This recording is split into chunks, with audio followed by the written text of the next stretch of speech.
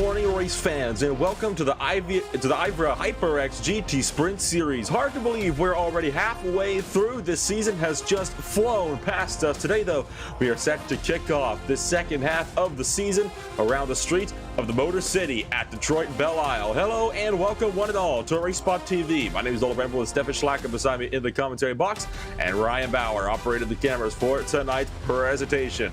So, Stefan, it has been an absolutely barnstorm of the first half of the season, from races over at the Hungarian to Barber to Oulton Park. It has just been about as thrilling of a season as you could possibly hope for, which means I'm feeling good coming into the street circuit at Detroit.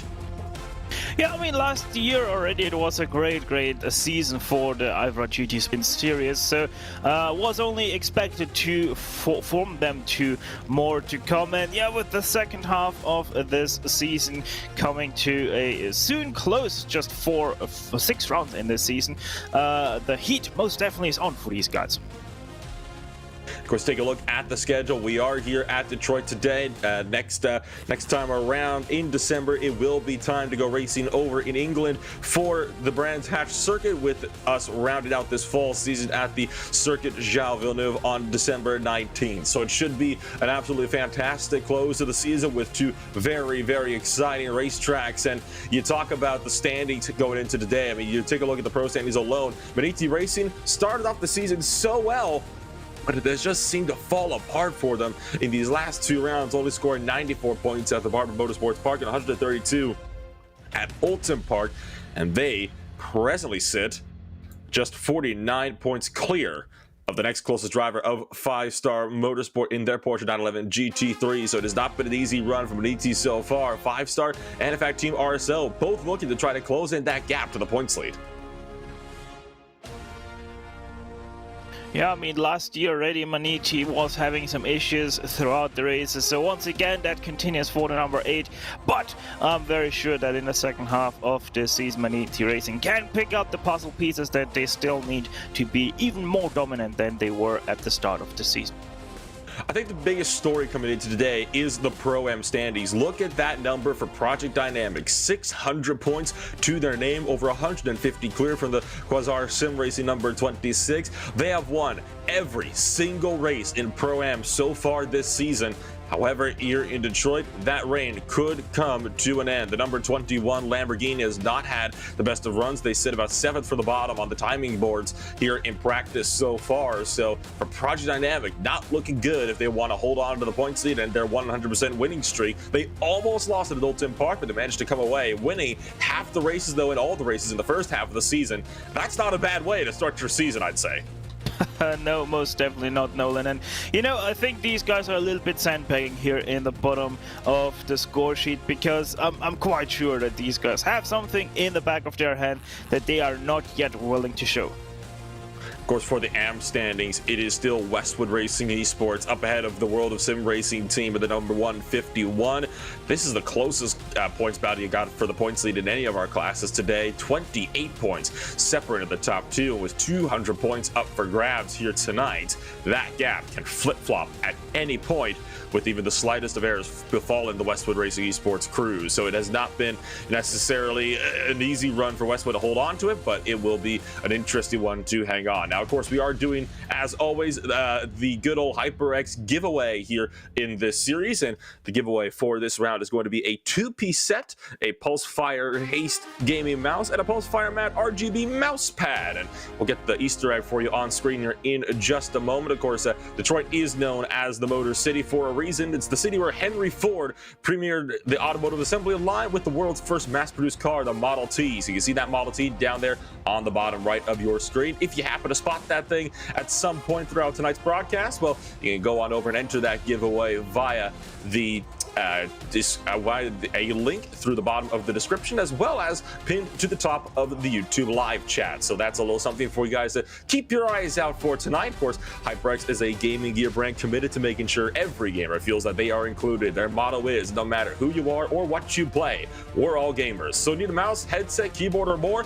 Never fear, HyperX has you covered. The peripheral sponsor for the IVRA HyperX GT Sprint Series can be checked out at hyperxgaming.com. So practice about to draw to a close. We're set to see what qualifying will bring for us. Obviously, on a track like Long Beach, qualifying is highly important. So these guys most definitely have put the majority of their practice sessions into creating the picture-perfect qualifying setup for their driver to take qualifying. There aren't many passing opportunities, it's very technical as well, not a lot of long straights either, so you really need to make sure that you can be as far up the grid as humanly possible. We've seen it before, right? Detroit is such a hard track to overtake on, and that means it could provide some troubles here for these guys over in Q1 and 2. Of course, Q2 will be taking place for the first little while. I believe it's the top 5 in practice that get a free pass up into Q2, so that should make it a rather interesting race for us here tonight. They've got that free place up for them to work their way up into the top order of things, which obviously makes it a little bit easier for the guys further down the order, but at the same time, they might not be able to get their hammer down as quick as they might like in qualifying with so little time to work with. Yeah, have to be quick, have to be decisive. Just 1 or 2 mistakes on your fast laps and you could already find yourself locked out on the bottom of the sheet. So timing is crucial as always. You also need to find a little bit of a free spot as well, because we do have a lot of cars that are going to be running in Q1. So yeah, timing crucial. Lap counter is also crucial because, as I said, it's not a lot of laps that you're gonna get here today. And so you can see now some of these drivers getting set to work their way around the race circuit tonight. You got Thomas Kobe, the Olympus Esports number 46, who will head the way across start finish. He'll be the first driver to put down a lap. It's a 1:34.868. That is your current benchmark time to work with. Top 10 from Q1 will be promoted up to Q2. And they'll duke it out amongst the 5 fastest drivers from the practice session as well. So Olympus Esports is off to a great start for now. VC Simmerson Rouge is the next driver to log in a lap with a 1:35.6. That's almost a second, though, off of Olympus Esports time. So already you can see a much wider split than we might be used to seeing at some of the other tracks out here tonight. Yeah, especially with the different cars we have. Not all cars are fitting to this layout. Very bumpy, very tight and twisty, as there was a short yellow flag out in turn 4. I'm not sure what that was for, but either way it is all clear once again. So yeah, these guys most definitely fighting a lot much more with the surface than really with their own lap times, because if you're smooth over the bumps, clear over the bumps, that's where your lap time really comes from. Being smooth over the bumpier portions of the racetrack is obviously such a very, very crucial thing that these drivers are going to have to navigate over the course of the night. And still got 3/4 of a second separating first from second place here in Q1, a total of 5.6 seconds over the total spread. And it's Olympus Esports on top and bottom of the time lapse so far. The 46 machine up on provisional pole for now. How about VC Sim Racing Rouge, though, looking to put down the hammer? They break in to the 127 to the 723 machine and log in 127.952. That's about 0.3 quicker, but they still got quite a ways to reel them up, still being 4.5 tenths off.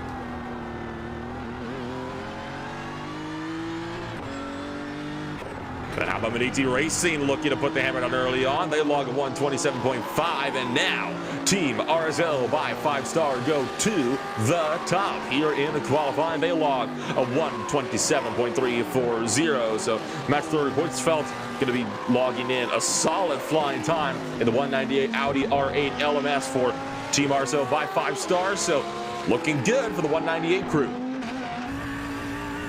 Yeah, right now first and third place for the Audi R8 machines, in between Olympus Esports with their Porsche 911 GT3 cars. So yeah, quite mixed top 6-7 positions, as well as there's BMWs in 5th and 6th as well. So yeah, great diversity right now with the manufacturers in the top 10. And this diversity is obviously what you want to see, right? You got all these different manufacturers working their way up and through here, and you even look back over to the standing for a brief moment, and you got guys like the Audis, you got the Porsches, the BMWs, the Lamborghinis, all up there racing for the front. Interestingly enough, the Ferraris have not had too much luck over the course of the night. The furthest up they are throughout any field so far is third place in the Pro-Am category, which obviously it doesn't necessarily bode well for them, as it could potentially mean they have a bit of a struggle going on throughout the course of the night. Team RSO in the 197 going to set the new benchmark time. And how about Team RSO by 5-star fighting right back? The 127.218 immediately bested by 127.155. Yeah, so the two Team RSO cars in first and second separated by about 7/100th of a second as well. So they most definitely have nailed their setups to perfection. It seems like putting in a very similar times right now. So both RSO cars looking to do some good work out there today, both running the Audi R8 LMS as to be expected. You look a little bit further down to one of the Lamborghinis ducking its way through the fountain section of the racetrack. This is Jean Charles in the Cube Racing 890, one of the drivers that is yet to set a qualifying lap over the course of the night. And we'll be seeing what that 890 machine will be able to do for us so far. The Cube Racing 890 has been in a bit of an interesting situation in the last few races, being almost collected up in quite a few incidents, and of course at Alton Park did not go their way at all. They were collected in a brunt of the incidents over there, only logging 25 out of 200 available scored points after not making starts in races 1 or 2.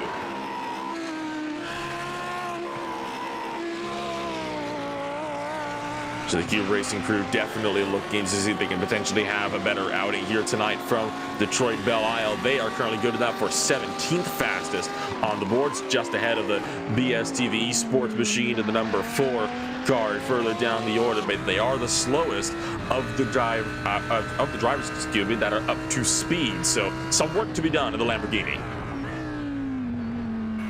Yeah, I think the Lamborghini is actually the worst car right now. No, actually, sorry, Olympus Esports, the 64, they are a Ferrari, so they are right now the slowest of all the manufacturers, sitting all the way down in, what is it, I think that's 11th place, if we counted that correctly. So, yeah, 10th and 11th for the Lamborghini and the Ferrari, so most definitely lots of ground to cover up for these guys.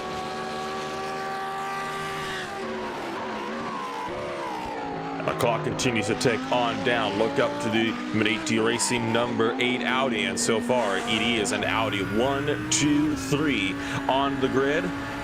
So it is looking like the German outfit will, of course, be in prime position to be able to have a solid Audi here tonight from the Detroit Belle Isle. Andreas Thiel currently ripping the number 8 car around the racetrack, which means we could expect to see Andreas Thiel starting this race in that Medici Racing number 8. They are looking to maintain a points lead, about 43 points coming into today at Detroit, but he's going to bail out from that lap, take it back down to pit road.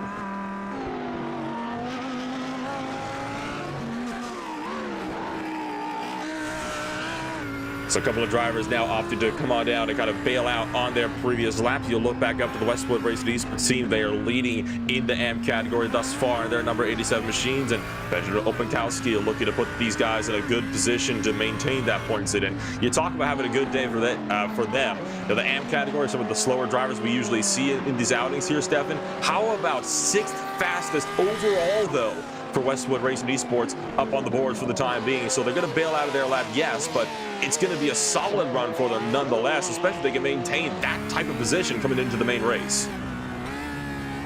Yeah, even though they both host the label, that doesn't necessarily mean that they're always going to be slower. There might be some tracks, like maybe it is for them the Detroit Grand Prix on here, so most definitely a very great outing already in qualifying, and hopefully they can continue to produce such a great outing with the upcoming races as well.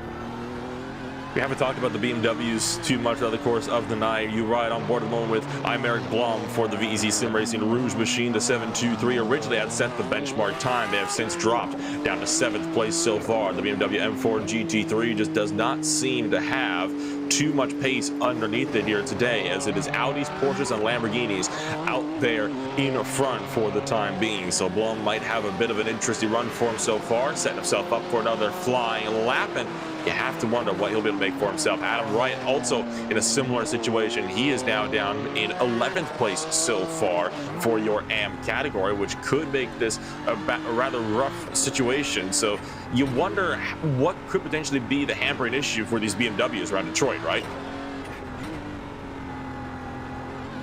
Yeah, it most definitely is. Oh! Did he catch it? Yeah, he did. Great job by Adam right there. The issue for the BMW is here then on Detroit, Belle. There is just a lot of slow turns, and obviously with the slow turns you need a lot of acceleration once again, and that's exactly where the BMW M4 is struggling. With the amount of torque it has, it's just so difficult to keep the rear in check with no weight above it either. It just spins up the rears. You get a lot of tire wear as well. The tires start to heat up more than on other cars, and so you continue to get into that downward spiral, and that just is the BMW. If there would be more medium to high speed corners, this car would definitely much more strive here, especially with the very bumpy surface. And that is interesting to see that the BMW is still struggling so much, particularly with that bumpy surface. They were actually looking very strong, not just at Ultimate Park, but particularly at the Barber Motorsports Park. But of course, both those tracks do have a considerably smoother track surface to work with, so that could potentially be why we're seeing the BMW struggling so much here today compared to some cars like the Audis. VEC Sim Racing going to go now 5th fastest on the boards as Olympus Esports improves up to 3rd as well with a 127.268.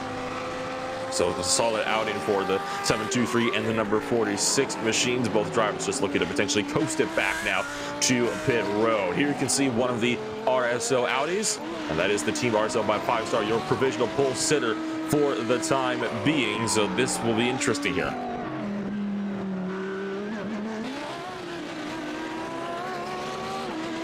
And for those, of course, that are not familiar with how the qualifying works here for the IVRA HyperX GT Sprint Series, you, of course, have got 2 different qualifying sessions. You have Q1 and Q2. Q1 has drivers from 6th place on back, judged from practice times, duking it out for remaining times. From there, the top 10 in Q1 will race it out with the top 5 drivers from practice in Q2 for that provisional pole spot in the final 15-minute dash for Q number 2. 2 minutes are remaining in Q1, so for a lot of these drivers, they're now going to be starting their final laps they can get in this qualifying session. Yeah, and just last season I was racing as well in the IVRA GT Sprint Series, and you know, we always said we want to be in Q1. First of all, you get that extra drive in Q1 than you do in Q2. Plus, on top of that, the times obviously don't get deleted from Q1 into Q2. So if you have a great run in Q1 that you can't match in Q2, and nobody can match in Q2 either, well, then you have pole position even though you set that lap in Q1. So it is just much more beneficial to stay in Q1, go through Q2 and have that extra try either way. So we always did set it up like that. Obviously much easier, you don't have as much pressure on your runs, but some people actually still want to go for that Q2 only appearance because they think that with the added pressure of just the Q2 run, they can perform much better. I think that's something that the top 5 in practice are definitely going to be appreciating, right? Because they're the guys that are not even allowed to participate in Q1. They have to sit it out for Q2. But for the other guys, you still have to put in a semi-respectable time because it is only the top 10 that advance through into Q2. So you have these various different dynamics of drivers throughout the field. And I find it interesting that so few drivers have already set times. You've only had 18 out of the 28 drivers so far set times over the course of the day. Now, we know 5 of those cars are going to be making appearances out in Q2, but you got guys like the Rusty Spatulas, World of Sim Racing team, Mag Performance's junior team, Impulse Racing's 257, RSR by G Performance, all have not made starts so far here in Q1. Why do you think that is? Quite honestly, I have no idea. Maybe they don't want to qualify, can't qualify, don't feel comfortable qualifying, maybe? Yeah, it is weird. Maybe they do have penalties, but I haven't seen anything that would suggest that anyone has to sit out qualifying. So, yeah, a little bit of a interesting move from these guys to not go into qualifying. Of course, Detroit, it can be a rather attrition-filled racetrack, right? And we've seen this before, especially in the reverse grid race that's going to be taking place for the final race of the night. It could very well be an attrition-filled race, and at Detroit, it doesn't take much for cars to be tipped around. So I think you actually might be correct in saying it could be a comfort thing. Maybe they just feel more comfortable sitting around, riding around in the back for a little bit in this race before they work their way up to the front. Let guys make the mistakes and kind of crash out up the road before they actually, you know, take them out with them. So checker flag has flown on Q1, just waiting on some drivers to either finish their laps or come down pit road. And the drivers that will be advancing forward into Q2 will be Team RSL by 5-star, your current provisional pole sitter with a 127.156. Followed by Medici Racing. You got Team RSO in third with Olympus Esports in fourth, VC Simmers and Rouge in fifth, Project Dynamics in sixth, Vector by RSR in seventh, Westwood Racing Esports down to eighth place with Simtech Motorsports in ninth, and it's Impulse Racing's 256 machine to round out the top 10. It'll be those 10 drivers plus the top 5 from practice, which were the 5-star Motorsports along with RSR by G Performance, Ronin Academy, RSR by G Performance EU, and the Torque Free Racing Team Speak machines to duke it out in Q2 for the pole time.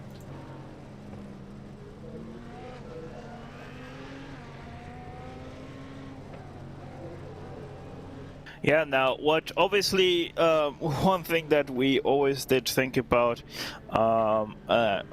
when we were racing going into Q2, we don't want to embarrass ourselves. We still want to have a good lap. We still want to have a lap that is as fast as in Q1.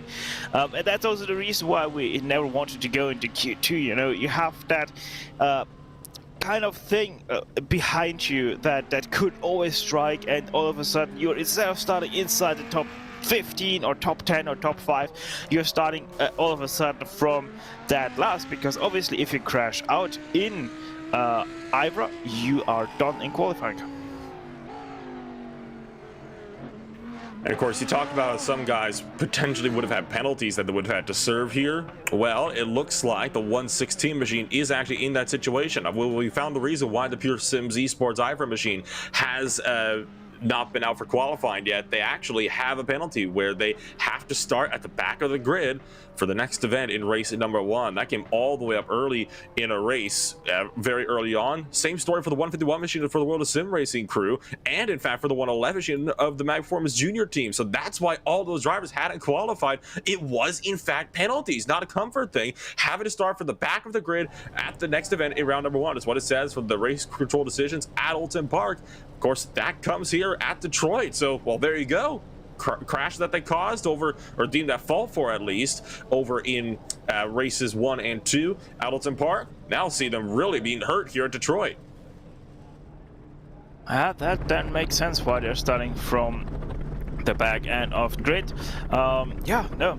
Obviously, not only is that a big penalty because you have to start from the grid, but it's an even bigger penalty because you're having to do that at Detroit. And as said earlier, this track is notorious for the difficulty to get past any car.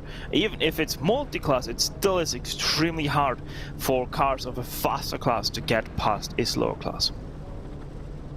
And it's also compounded in the HyperX GT Sprint Series with the fact that they're all technically in one GT3 class. They're just split up by driver speeds. You have the Pro, Pro-Am, and the Am racers as well. And obviously that doesn't help. That doesn't necessarily help make it any easier for these drivers to try to, get past. Which means if you're a guy that's trying to pass a Pro-Am or even an Am driver and you're up in the Pro category, you almost have to hope for them to move out of your way here. Yeah, basically, you kind of have to hope for that. I'm not sure if we're going to see any lappings. I don't think we're really going to see any lapping maneuver too early into a race, probably halfway or even later than that. But yeah, for pros, pro-ams, and since they don't score the same points system, I don't think they're scoring off the overall. I have written it down somewhere here, but I can't find that note right now. I think it isn't really any cause of trouble for pros if they're behind amps or pro amps, and the same thing is if they lose that position to a pro amp or amp, it's not going to be too much of an issue. But obviously you still want to start ahead, because physically in the starting grid for round number 2, that is going to make a difference. Oh, absolutely right, and you're correct. They do score these points based off of class finishing positions, not overall finishing positions. It's only the actual grid orders that are lined up by overall positions rather than class. And of course, so if you're an amp card, you pass up a pro amp card, that's not going to help you in the points battle, but it does put one more car between yourself and the next driver you're racing behind you. So that is obviously something to keep in mind over the course of the night. We saw this being used in full force with, of course, you got guys that were looking good, potentially have a solid outing for themselves over in that over at Oulton Park. And I know Project Dynamic actually used that to full effect, right? I mean, they were looking to potentially have a few cars for themselves in the Quasar Sim Racing machine over at Oulton Park, but they opted to pull aside and let a few of those pro cars through, because you're not going to gain anything by fighting them. Why take the risk? Yeah, exactly. It's only a cause of risk that isn't really necessary. You can just let them pass. You're not going to lose anything points-wise. So it is sometimes wiser to not put yourself under the pressure of having to defend them, maybe even lose time because of that. And so all of a sudden you have your competitor that you're actually racing against right behind you, and you actually have to fight for position. And so Q2 is underway. The green flag has flown, and you can see these cars working their way around the racetrack. Once again, we get set to see how this Q2 session could shake up the order. You've got 5 more drivers that will need to work themselves up and see if they can potentially take away a pole position from the Team Marcel by 5-star, who currently set that benchmark in the 198 Audi R8 LMS. Want to point out that Medici Racing's number 8 crew, they did put in a flying lap at the buzzer, just 16 thousandths of a second off of the 198. So Medici Racing and Andreas Thiel looking to work themselves up well into the top 5, if not on the front row by the time this race comes around.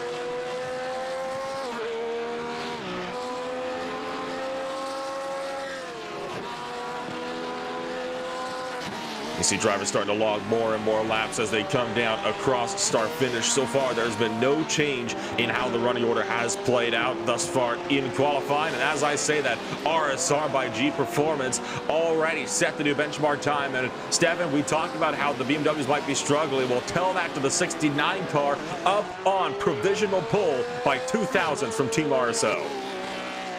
Yeah, great lap there by Sean Campbell to put his BMW in first place now.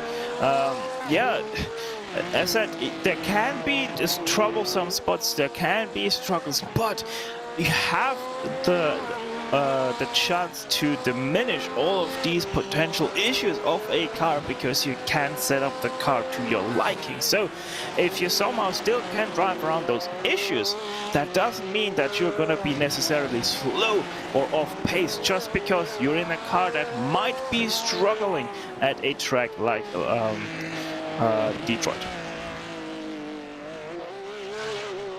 So just 2 thousandths of a second separate your top 2 drivers for the time being. The margins are oh so fine at a track like Detroit, and Team Marcel likely going to be looking to fight back. They might be able to pull out just an extra couple of thousandths to work their way up into this outing here. And we should find ourselves with a solid run thus far.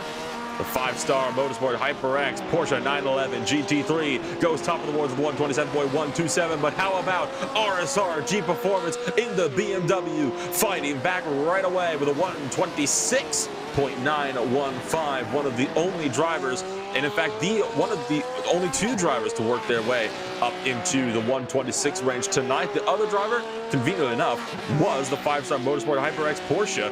They were in the 126s in practice. Now RSR gets them in qualifying. Yeah, so already have been practicing quality runs here in practice with a 27.087 RSR by G performance was, but a even better time in qualifying. Obviously, the track temperature is starting to rise ever so slightly. Still, the track temperature up to 28 degrees Celsius, so maybe 28 degrees Celsius is just that sweet spot for this BMW.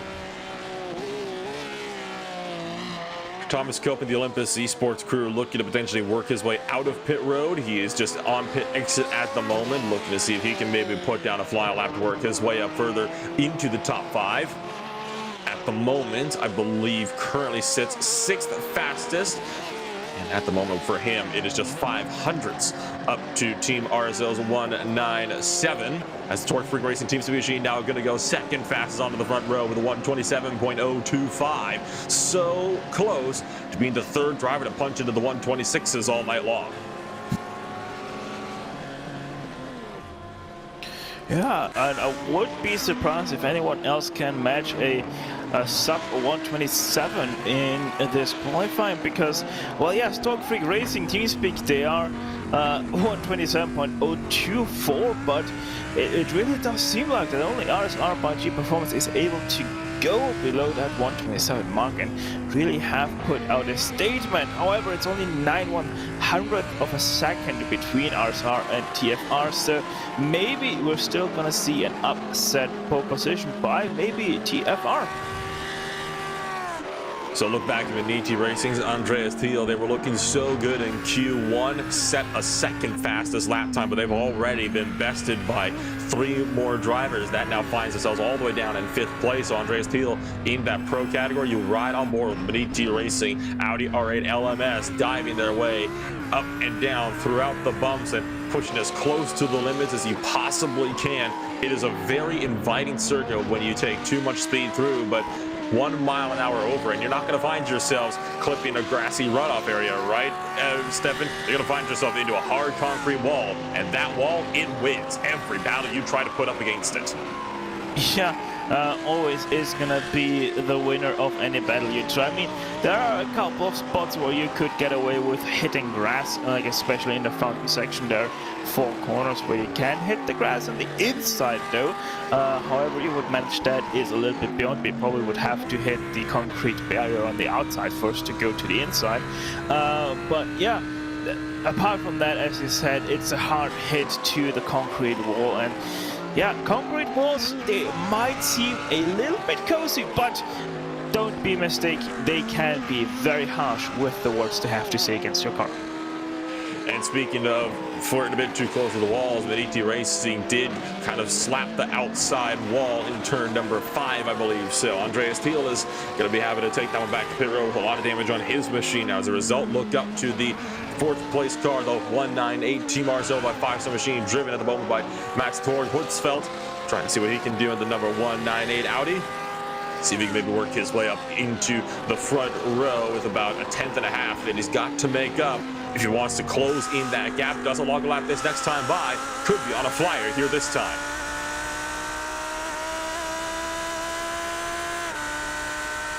And this could be the best passing opportunity we see on the entire track so far. You can get a good run out of turn 2. It's a hard braking zone up for turn 3, but it is a 90-degree right-hander, which makes it oh so fine to be able to try to close your way up, clattering over the curves at turn 4 and flirting with the left side wall. Down for 5 and then out for turn number 6. This leads us up now to the 2nd best passing opportunity on the racetrack, on the longest straight of the track, all the way out through turn 6, down the sweeping straightaway up into a very fast kink at turn 7.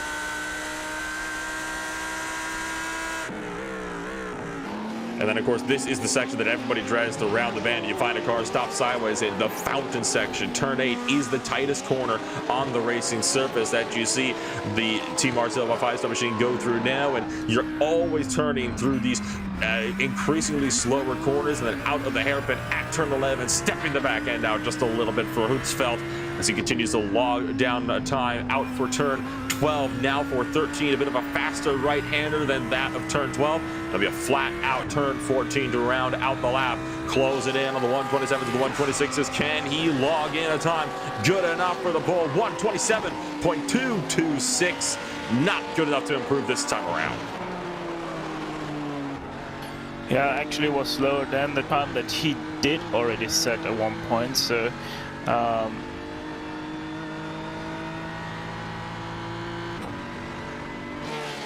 you see IVRA Belle in the VC Sim Racing Rouge machine now working his way around into the Pro-Am number 723 entry, currently sitting 8th fastest on the boards for the time being. He's going to clap the outside wall, though, at turn number 3, and that will invalidate the lap for the number 723 entry. So unfortunately for themselves, they currently come into this race 4th place in the points. They have been steadily decreasing in the number of points they've been gaining so far throughout the season, looking to improve here at Detroit. And at the moment, they have 25 points to work up to the next closest driver in front of them.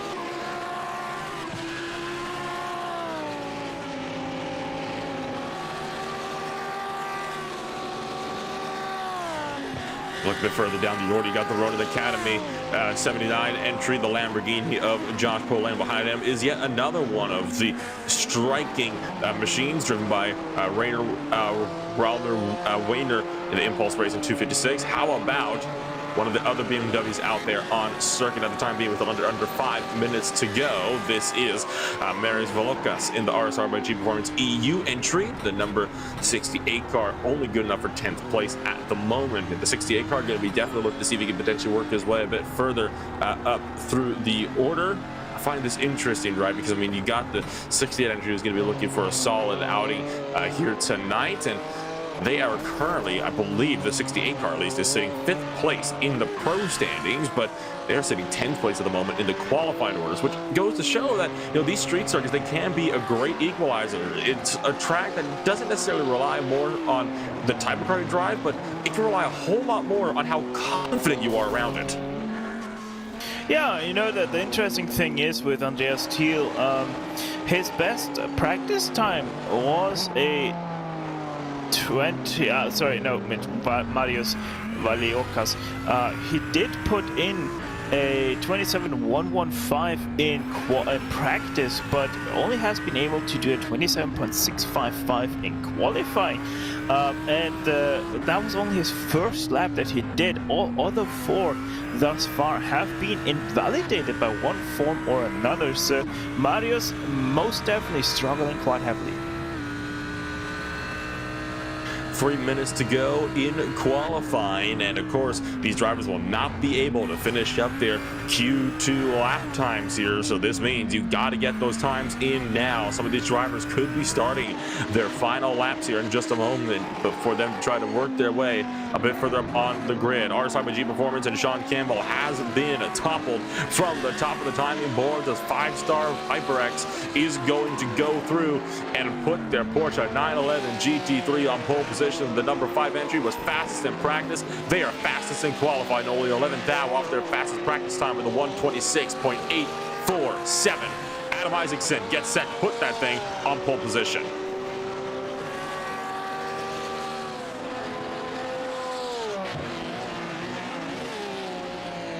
Yeah, so another great lap, this time by Porsche, also not the greatest car around the track like Detroit, but Adam Isaacson making it work nonetheless, about half a tenth ahead of the 69. What can Sean D. Campbell do to once again regain his lead? 2 minutes remaining here in Q2 at Detroit Belle Isle. Drivers will be starting their final laps of the session for the time being. Marius Volokas of the RSRG Performance EU has promoted his way up to the 8th position. He is going to be trying to work his way up potentially towards a top 5 spot. That's where he needs to put that number 68 entry. So what can some of these drivers do? This is going to be the last attempt to try to go for a qualifying attempt. If you have anything in your back pocket, this is the time to show your hand. Yeah, it's basically now or never. So if you decide to have a little bit of a kiss with a wall, it's not the time to do it. Do it after the race, do it in warm-up, because most definitely then no consequences will be done to your car. With one minute remaining, Andreas Thiel comes across the line. He cannot improve in his Beniti Racing number 8 entry with damage on the rear wing. Team RSL by 5-star also not able to improve from the 4th place. So that leaves the next closest driver, Project Dynamic, the leader in Pro-Am. And they have so far got a 100% win streak, but they might be starting midfield for the number 21, a Lamborghini Huracan GT3 Evo. So this could be an interesting run for Lord Ibrahim Aliot in the number 21 a Lambo. He'll come across the line this time by trying to improve on a 27.719. It's a 28 though, so he's not going to be able to improve on his lap times either. Still watching some of these drivers looking to come across the line in the final stages. So you see Adam Isaacson pulling it down to pit road, and Cedric Nibelsack will be the same way, along with the Torque Free Racing TeamSpeak machine. So a lot of drivers opted to bail out of their final lap times. That leaves Sean Campbell, the RSRG Performance BMW. Can he potentially work his way and put that BMW on pole position, chasing a 126.846, looking to come across the line this time, but doesn't get there in time though. And so that will round out qualifying, and we have our starting grid for round number 7 here at Detroit Belle Isle for the IVRA HyperX GT Sprint Series. It's Adam Isaacson for 5-Star Motorsports on pole position. Starting beside them will be Sean Campbell in the RSR by G Performance BMW. Ronnie Nunez for the Torque Free Racing machine is going to be in 3rd place, with Team RSO by 5-Star beside them on road number 2. Moniti Racing looks to hold on to the Pro Points lead. They start 5th place, with Team RSO down in 6th place. It is Olympus Esports and Thomas Cope in the Porsche to round out 7th place, with RSR by Primus down in 8th. You got VC Sim Racing in 9th and Ronin Academy down in 10th. Pro-Am leader Project Dynamic is going to be starting in 11th place of this one, with SimTech Motorsports all the way down in the 12th position. Moving on down through the order, you've got Vector by RSR in 13th place, with the AM leaders Westwood Racing Esports in 14th. Impulse Racing is 15th, with Quasar Sim Racing down in 16th. Full Set Racings and Leon Erger is in 17th place, with Marco Silva for V Racers down in the 18th position. BSTV Esports is in 19th, with Olympus Esports and their Ferrari, the highest Ferrari up in the grid, down in 20th place. World of Sim Racing Team is in 21st, with the Cube Racing 890 down to 22nd. Awesome Motorsports Group is in 23rd, with Impulse Racing in 24th. Rusty Spatula is down in 25th place, I believe starting from the back of the grid because they registered with the wrong car number, so a penalty for them, along with guys like Pure Sims Esports, Bad Performance Junior Team, and the World of Sim Racing crew, who are starting at the back because they have penalties to serve from the last race at Oulton Park a few weeks back. So all these drivers about to be gridded on up here at Detroit. We get set to see what an hour of racing holds for us in the IVRA HyperX GT Sprint Series, Stefan. Yeah, it should be a great spectacle. 1 hour of racing with a driver swap. These guys most definitely will be on their toes, pushing 110% all the time. Watch out for the Audi Phalanx in the back of your top 5, because you have 3 cars in 3rd, 5th, and 6th. And of course, we are happy that you're joining us here on a beautiful Sunday morning here from Detroit. And as we get set to get this race underway, the pace car is going to pull down the pit road, leaving it in the hands of Adam Isaacson. The final driver still trying to catch up to the rear end of the field with a very short pace lap, but the green flag drops, and we say, let's go racing here from the Motor City. Isaacson's off and away, and it's a clean launch for 5-Star Motorsports in for the turn number 1. RSR with G Performance under fire already through 1 and 2. Torque Free Racing Teamspeak trying to work their way around the outside for Ronnie Nunez. The Porsche trying to fight back against the BMW behind. Beniti under fire from Team RSO for the 4th place. So far, it's a clean run through turn 1. The real question is going to be, how do they navigate turn number 3? It's a late lunge from drivers deeper in the field trying to work their way up through the order. Lamborghinis and BMWs everywhere. Down in the midfield, they single file it out from 1st place on back about the 7th or 8th position. Josh Pullane for Ronin Academy, though, fighting out with RSO Jim Performance, and it's a lock-up for the 79 car, sends it wide after contact with the BMW and the 68 machine. Little bit of rear wheel to rear wheel contact there for Ronin, so that did send him a little bit sideways. They had another issue back onto the backstretch. So Josh Pullane not 100% happy right now with how his car is handling.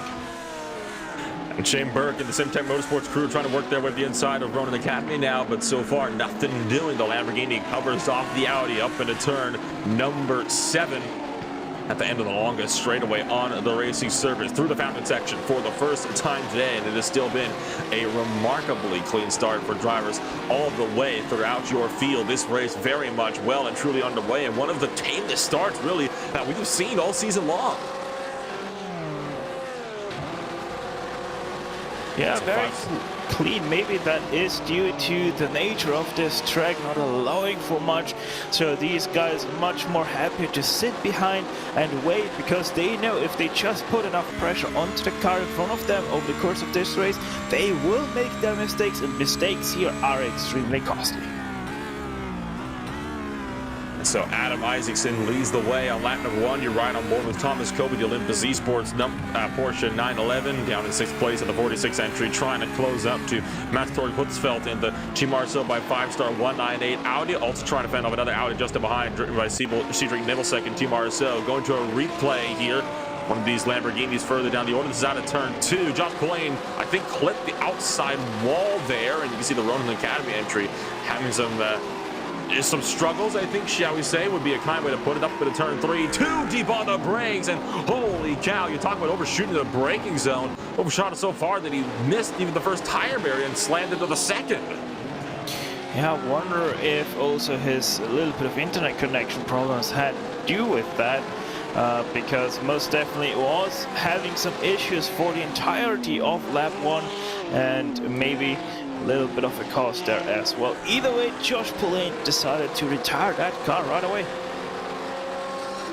Not good news at all for the Ronin Academy crew. They were looking good. They were up in the top 10, but unfortunately, their day goes to tatters early on. He is the first retirement for the second half here of the IVRA HyperX GT Sprint Series here from Detroit Belle Isle. Lord Ibrahim Aliot in Project Dynamic is down at pit road in the number 21 Lamborghini. This is a very interesting call here early on. Remember, Stefan, you have the designated pit windows where you can come down to take service.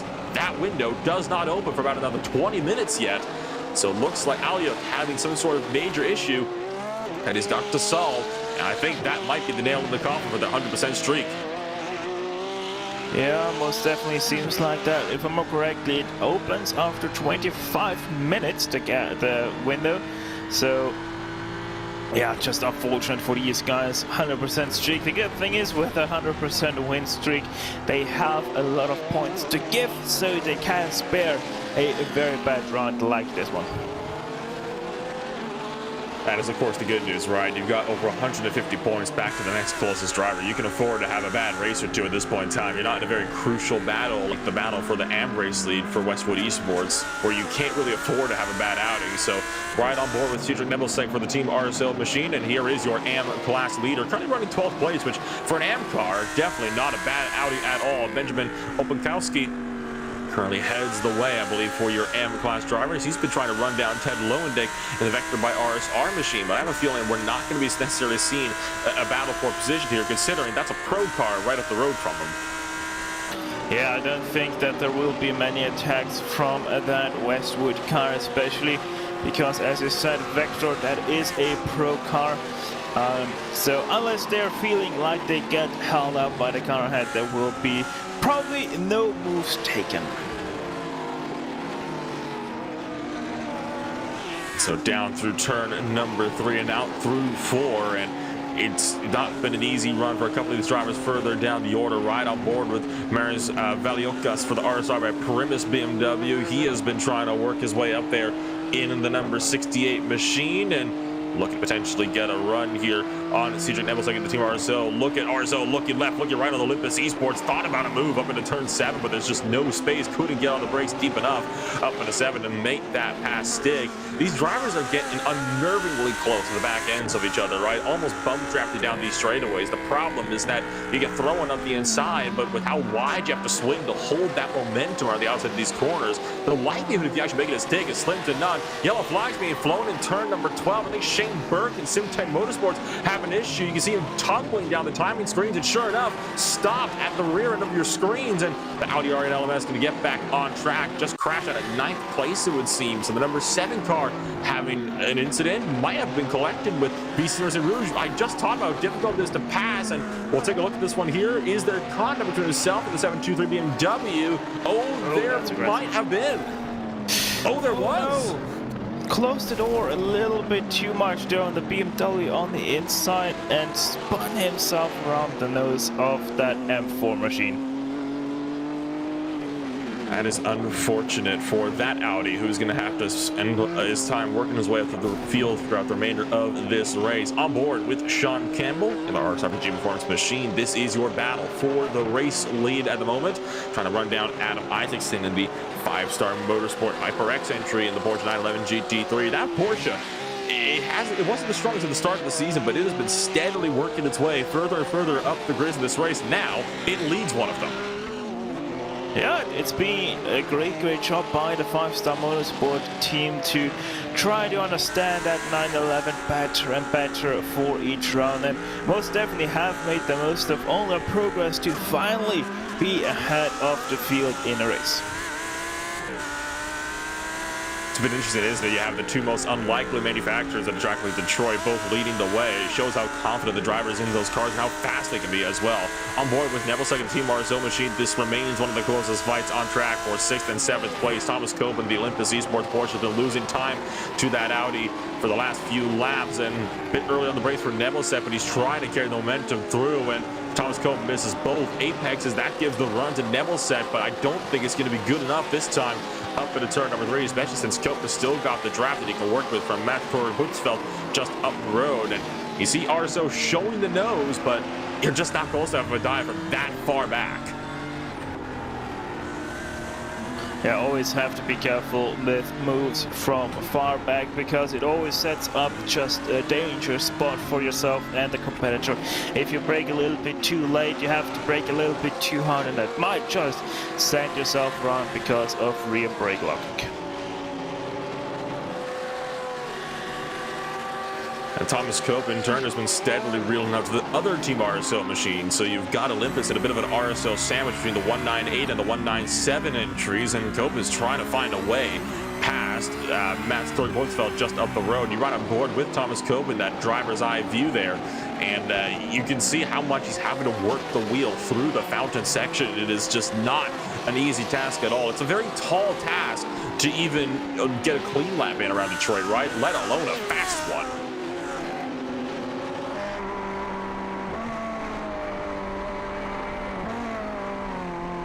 You look back further down the order, this is on board the 20th place driver of Matteo Carbonari in the Mad Performance Junior team in the Pro-Am entry. This is all the way down to be 20th place. He's been trying to reel his way up to Eric Grove in the Pure Sims Esports IVRA machine, and headed up the this small train is Jean Charles in the Cube Racing 890 Lamborghini to head the way. So you got battles all the way up and down throughout the field, which obviously is something you want to see, right? I mean, it's no fun if all the only battles are up there in the top 10. You like to see the fact that these guys can race no matter where they are in the running order.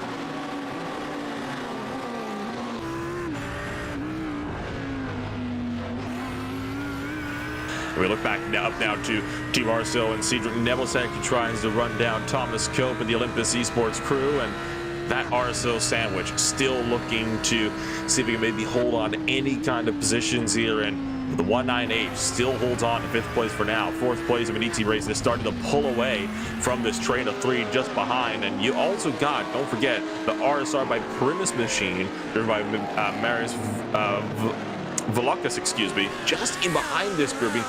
I think might be just kind of biding his time, waiting to see if he can find an open door and go for a sneak attack. Yeah, maybe sneak attack, maybe not. These guys most definitely sitting a little bit behind right now, having some issues themselves as well. As Cedric Nevillesack did lose his car a little bit through the fountain section a little bit ago, so that's why he is a little bit dropped off the back of Thomas Cope, but you never know. Andreas Thiel also not too far ahead of Mats Doggy Hutzfeld, and that once again is a Team RSO car. So 4-car train, 2 Team RSO cars. You never know what might happen with those two collaborating. You're right on board with the back of Andreas Thiel at the moment in the Mini-T Racing Audi R8 LMS, trying to keep the Team RSO and Olympus Esports train behind them at bay. You have to always be on point here at Detroit. You cannot let your guard down for even a second, because if you let your guard down at this track, not only could you be under fire from positions behind, you could be under fire from the track itself, with how these little hidden bumps can potentially catch a driver out if you're not paying attention, even for the guys that know this place like the back of their hand. Yeah, as you said, you can't let your guard down. Like, even if you're not under pressure right now, you still need to be 100% focused, just because of how heavy these bumps are. You really need to be careful. Now, obviously it's nothing compared to Sebring, but with how many camber changes on top of that you have in the road itself, because this isn't an air field, this is still just normal roads that you're driving on that are this bumpy. You also have the camber changes from one side of the road to the other side of the road and stuff like that, so you still have to be 100% careful, especially if you're driving a pace car around turn 2. Yeah, that's a bit of a throwback one, isn't it? That was what, 2017 I think that was? I think, yeah, 17 or 18. Oh, the memories. Good memories. Yeah, except for that one driver is likely having flashbacks of that at the time being. So you have the 723 entry at the moment, watching that battle for 9th place. The VCO Racing Rouge BMW trying to keep the affected by RSR Beamer at bay just behind. And Ted Lowenbeck has been doing a solid job trying to reel in that VEC Sim Racing machine. The 723 could be under fire in short time here from Ted Lowendick, which would not be the best of news for him. Of course, you've got that 171 entry, who is currently, he hasn't had a good run, really, has he? I mean, you look at the point standings for that 171, 58 points at Hungary, only 37 at Barber, 22 at Old Town Park, has just had an abysmal season so far. They find themselves 10th place, though, at the moment. That's room for a solid points outing if they can keep it out of the wall. Yeah, if they can keep it off the wall, that is the question. No, Eric Grove right now behind the wheel of that BMW M4 for Pure Sim. So, wouldn't be surprised if the 116 outing just looks for a solid race, no real drama, no nothing for these guys, and just, you know, keep their noses clean, and for the first time this season have actually a good scoring outing.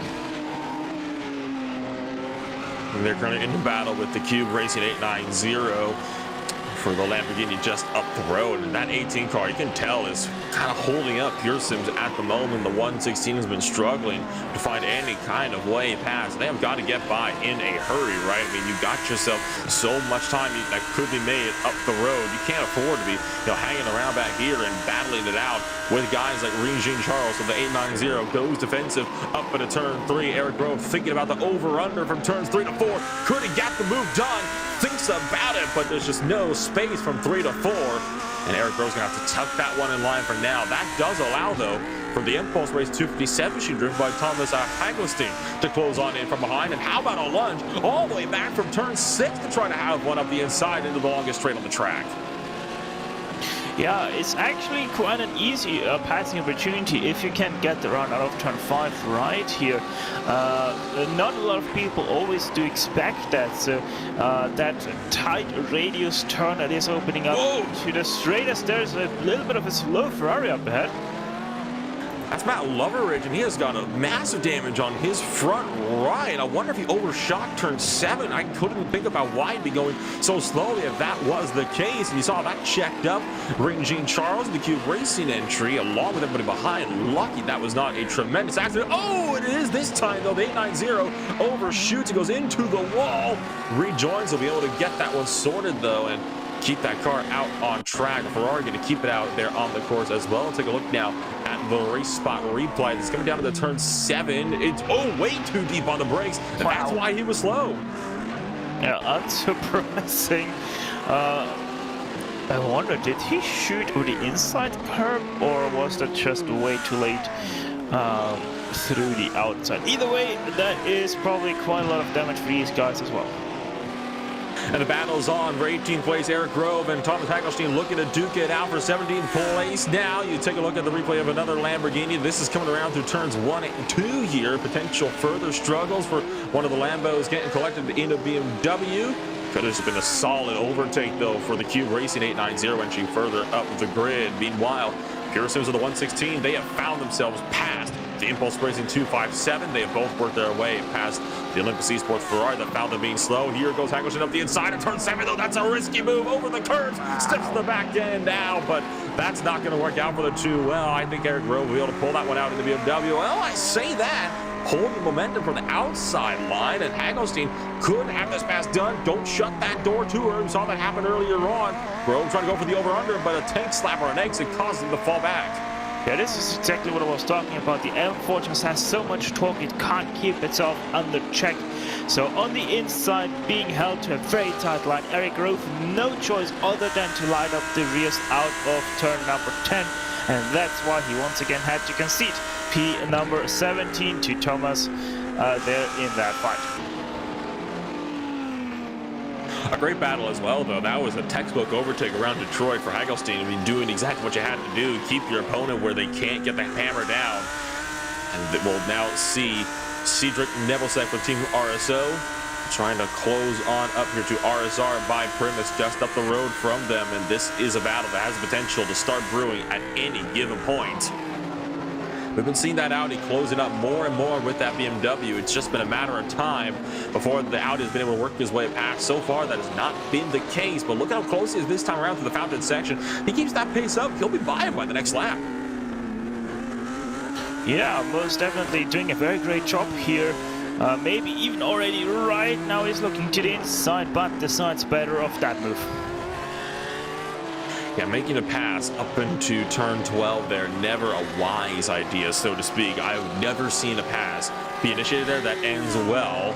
Maybe trying to find the long way around turn 1. Uh-oh, cuts back to the inside, lunges up for it, and is that going to be a clean pass? They just barely keep it out of each other. Volakis really went defensive there, and that caused Nebelsack to have to really back out through 1 and 2. Now, though, has the overspeed out of turn 2. Down the run for 3. Volakis goes defensive in the RSR by Primus Machine. RSO trying to fight the long way around 3, but nothing doing. Yeah, it wasn't a pass, but most definitely was a clean fight between those two, and nearly hits the wall. And Nebelsack has to be careful to not want too much right now, because that Audi obviously notoriously unstable over big bumps. And this time around, not as close in the run to turn 7 as was the last time through. I think that kind of attempted overtake around turn... Whoa! And just as I say that, a massive send from 3 car lengths back brings Nebelsack within inches of Volakis' back bump, but it missed the apex as a result, Stefan. That, I think, was just too overzealous on the brakes.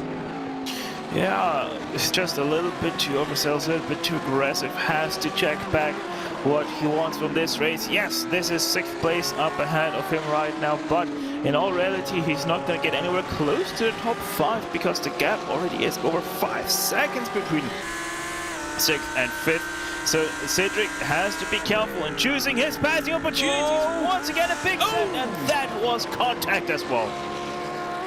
Shoving Volakis out wide, and the RSR by Primus Machine not going to be a happy camper with that at all. You almost never see a pass initiated into turn 1, let alone in GT3 machines. Taking another look at this one from the air. Watch the sudden look to the inside, and that's a dive that almost never plays out well. And Volakis tried to pinch him in, tried to clone the same move earlier, but this time Nebelsack was not having any of it. Yeah, I wouldn't be surprised if RSR by G Performance EU tries to protest that move, but I would nearly go and say that this was all along a racing incident. Valiokas tried to close the door. Nebelsack was there, was far alongside as well.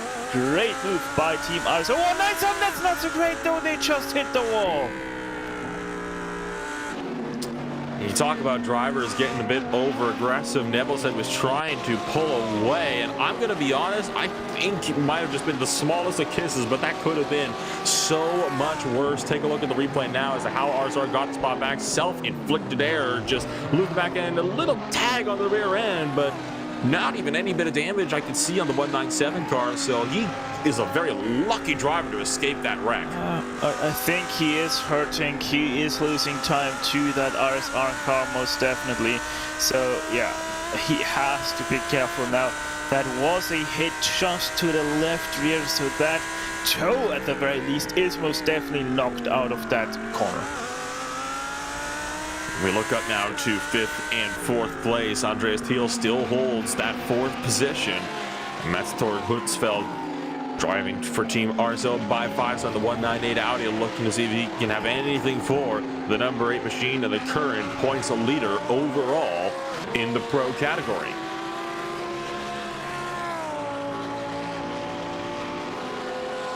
And so far, other than a very dominant performance in race number 1, I mean, Andreas Thiel and Beniti Racing have not been able to get the best of runs out of that Audi R8 LMS. They've just been slipping a little bit. You look back to Adam Wright. This is an AMA class battle raging on deeper down the field. That is for 15th and 14th place overall. You got Impulse Racing just up the road from them.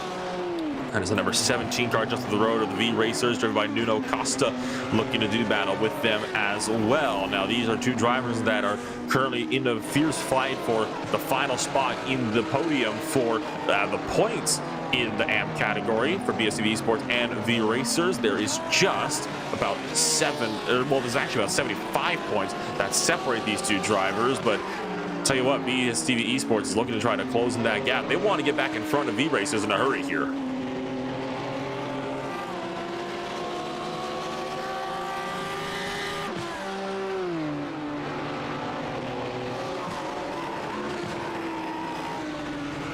We'll continue to watch these battles duke it on now for the next little while here. We are getting closer and closer to that pit window, right? And that begins to mean a lot of these drivers are going to have to start thinking about where you want to make these pit stops work.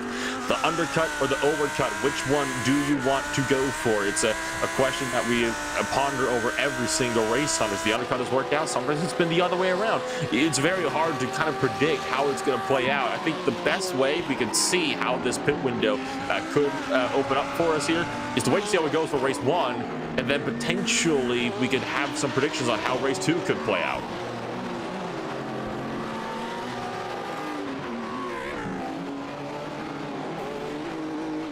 You watch this battle for 9th place continue to start to develop on up here. Vector by RSR, the 171 driven by Ted Lowendick in the number 171, trying to fend off the Westwood Racing Esports driver, the current AM class leader, all the way up in 10th place. Not bad at all for an AM class driver, showing that they are definitely really confident with their GT3 machine here around the streets of Detroit. You got Leon Erger in the full send Race 96 entry, just tucked in behind. Also trying to see if he can maybe work his way up into the top 10 here in this first race. That will be seen on the day here for the HyperX GT Sprint Series, round number 4 over at Detroit Belle Isle. On board with Opakowski, you saw Lowendick miss the turn to apex. That allows that Audi to start to close in the gap. Yeah, meanwhile, I've been keeping an eye on our trackers here for the Team RSO 197, and they are no longer able to go the same pace as RSR by G Performance EU. So Valiorkos is most definitely starting to ever so slightly pull away from Naval Seek, and Naval Seek is starting to get a little bit of a friend hanging with him, Amerik Blom, starting to close in the gap. So Naval Seek, after his excursion right here into the tire barrier, is noticing that damage. We saw Thomas Cope in the Olympus Esports Porsche fall down the order quite a few spots just a little moment ago, and I wonder if they potentially have damage on the number 46 entry. That would be bad news for them. They seem to be well off the pace at the moment, between 6 and 7, on board with the full send Racing 96 entry at the moment. We're going to see how this battle for 9th, 10th, and 11th could play up. And Westwood Racing Esports has been continuously trying to reel in Ted Lowendick. But I think the important thing to note here is that Opakowski does not have to go for that position. He's not going to gain anything from it. He's already gaining the maximum number of points that he can in the M category. So it goes back to the earlier point, right, Stefan? I mean, why push it for a position, especially at a track like Detroit, when you don't need to? Yeah, exactly. It's just no need whatsoever. You can always be very careful, very cautious with your approach here at Belle Isle, because you always know that there will be some drivers that try to do a little bit too much hit walls, and because of that miss out on vital points. And maybe that's what we see with Cedric Nabalsik here. Just hit that wall, was already head up Performance EU didn't need to push any further because I'm pretty sure he wouldn't have been able to catch the other cars ahead of him. So why go to risk and maybe hit a barrier just like Neville and all of a sudden you're not only losing that one place to the car that you did already overtake, but now are also under pressure of maybe losing a second place just because of the damage. And speaking of damage, it was major damage for Olympus Esports. They're in pit road now, just as the pit window opens. They put Lyubov, Ozrestovskaya into the machine, but with that car crapped as much as it was, definitely some kind of a hit to the wall somewhere for Olympus. And Andre Chiza and the Mag Performance Junior team could be going in, as well as the 111 entry came in. So Matteo Carbonari left the car, and Michael Evdoka also hopped into the machine for the Pure Sims Esports IVRA entry as well. And he actually had a spin into the road. He's still sideways, actually. So Pure Sims Esports blocking the pit exit at the moment. That's what the yellow flags in turn 1 are all about. You take a look at the 116 machine now, still trying to get that thing fired and going. They've been stuck there for about 40 seconds now, Stefan. Yeah, that's interesting. Like, that is even a weird place to spin. So let's see what happens. Oh no, don't tell me Evodka lost it out of the pit lane. Oh no. He would have had to. There's the only way he could have been stopped in that area. So currently up on the jacks here on this race spot replay. Now, of course, very, very bumpy pit exit here. One of the bumpiest you'll find on the iRacing service. Leaving pit road, it's a hard turnout. And immediately, the torque of the BMW, like you said earlier on, it catches out another.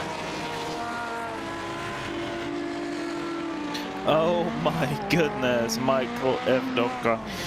Yeah, new tires right there, if I saw that correctly. The 116 did take new tires, obviously cold. Yeah, it's so easy to do on the high torque of the BMW. Spins up the rear with that very tight exit that this pit lane also has. It's just an easy thing to do, but technically that should have been something that they would have practiced many times, because every single run you obviously start in pit lane. And a lot of drivers have come down pit road this last time by. 4 drivers leaving pit road in the line, including the World of Sim Racing, Cube Racing, the other World of Sim Racing 51 entry, along with RSR by Primus, also was in the mix of things as well. So the pit window is well and truly open, and everybody looking to take advantage of that early on here. 2 drivers that have stayed out, though, so far is your battle for 4th place, which continues to rage on between Andreas Thiel and Max Tord Putzfeld just up the road. You wonder which one of these drivers is going to blink first, try to go for an undercut here, Stefan. Yeah, would probably have to be the car behind to start with that. So Matsuki Hutzfeld might try the undercut on Andreas Thiel, or maybe just try to go as long as possible. Obviously, depends on who is the fastest driver of the 2 in the team. If the fastest driver is right now in the car, obviously you want to have them as long as possible out there to make the maximum of your car. Maybe if both drivers are the same, you want to have them equal distances. We're all going to see how they're going to place this out in just a few moments of time. And neither driver going to opt to come down this time around. You've got Max Tord Hutzfeld for Team RSO by 5-star, still looking strong to power through to pick up 4th place. And Andreas Thiel in the Maniti Racing Machine. ZVC Sim Racing down to pit road. Team RSO's 197 entry is in, along with RSR by Primus down to pit road as well. Now that's an interesting call to, I believe, see RSR by Primus down to pit road. I thought they may have already come in, but I might have been mistaken on that one, as they are down pit road. And Impulse Race 256 also in for service. So it's VC Sim Racing Rouge Machine to the 723 entry, pitting out of 11th place. And Ozrestovskaya, with all that damage, still sitting on pit road. It has fallen apart for the 46 Olympus Esports machine, and they are going to have a tough time trying to work their way up through the field in race number 2, as it is only the top 20 that get inverted here in this race. Meaning if you're below 21st, such as that Olympus Esports portion at the moment, you're stuck there for race 2. Yeah, you really have to be careful with what you wish for, because obviously race 2, you're gonna have to grid from race 1. And, you know, it always is quite an issue for these drivers. Race 2, they can provide a little bit of carnage as well with how the format is for the IVRA GT Sprint Series. So, you know, make the best out of race 1 because you never know what a race 2 might hold for you.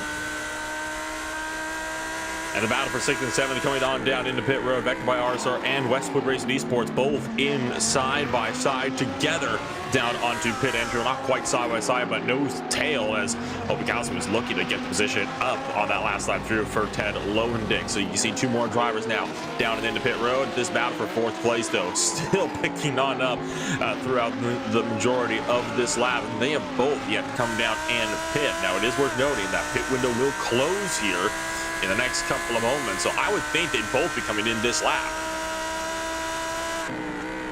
Yeah, most definitely will have to, otherwise they would get disqualified, as we see some drivers, I think, pitting right now as well in the back half of your field. So that's why we're seeing quite some shuffling going on the left side of your screens.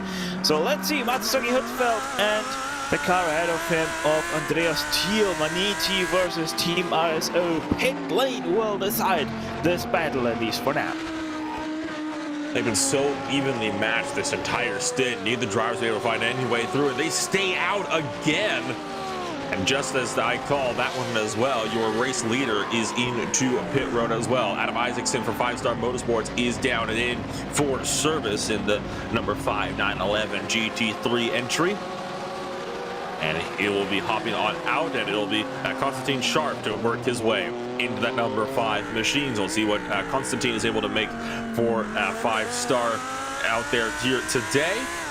You look up now to Team RSO in the 198 entry, still trying to close up to your pro class points leaders, and this could be a fight for the ages here if this goes on down to where it could get spicy in pit road, especially if it gets side by side on pit entry. It wouldn't be the first time we've seen something like that this season even.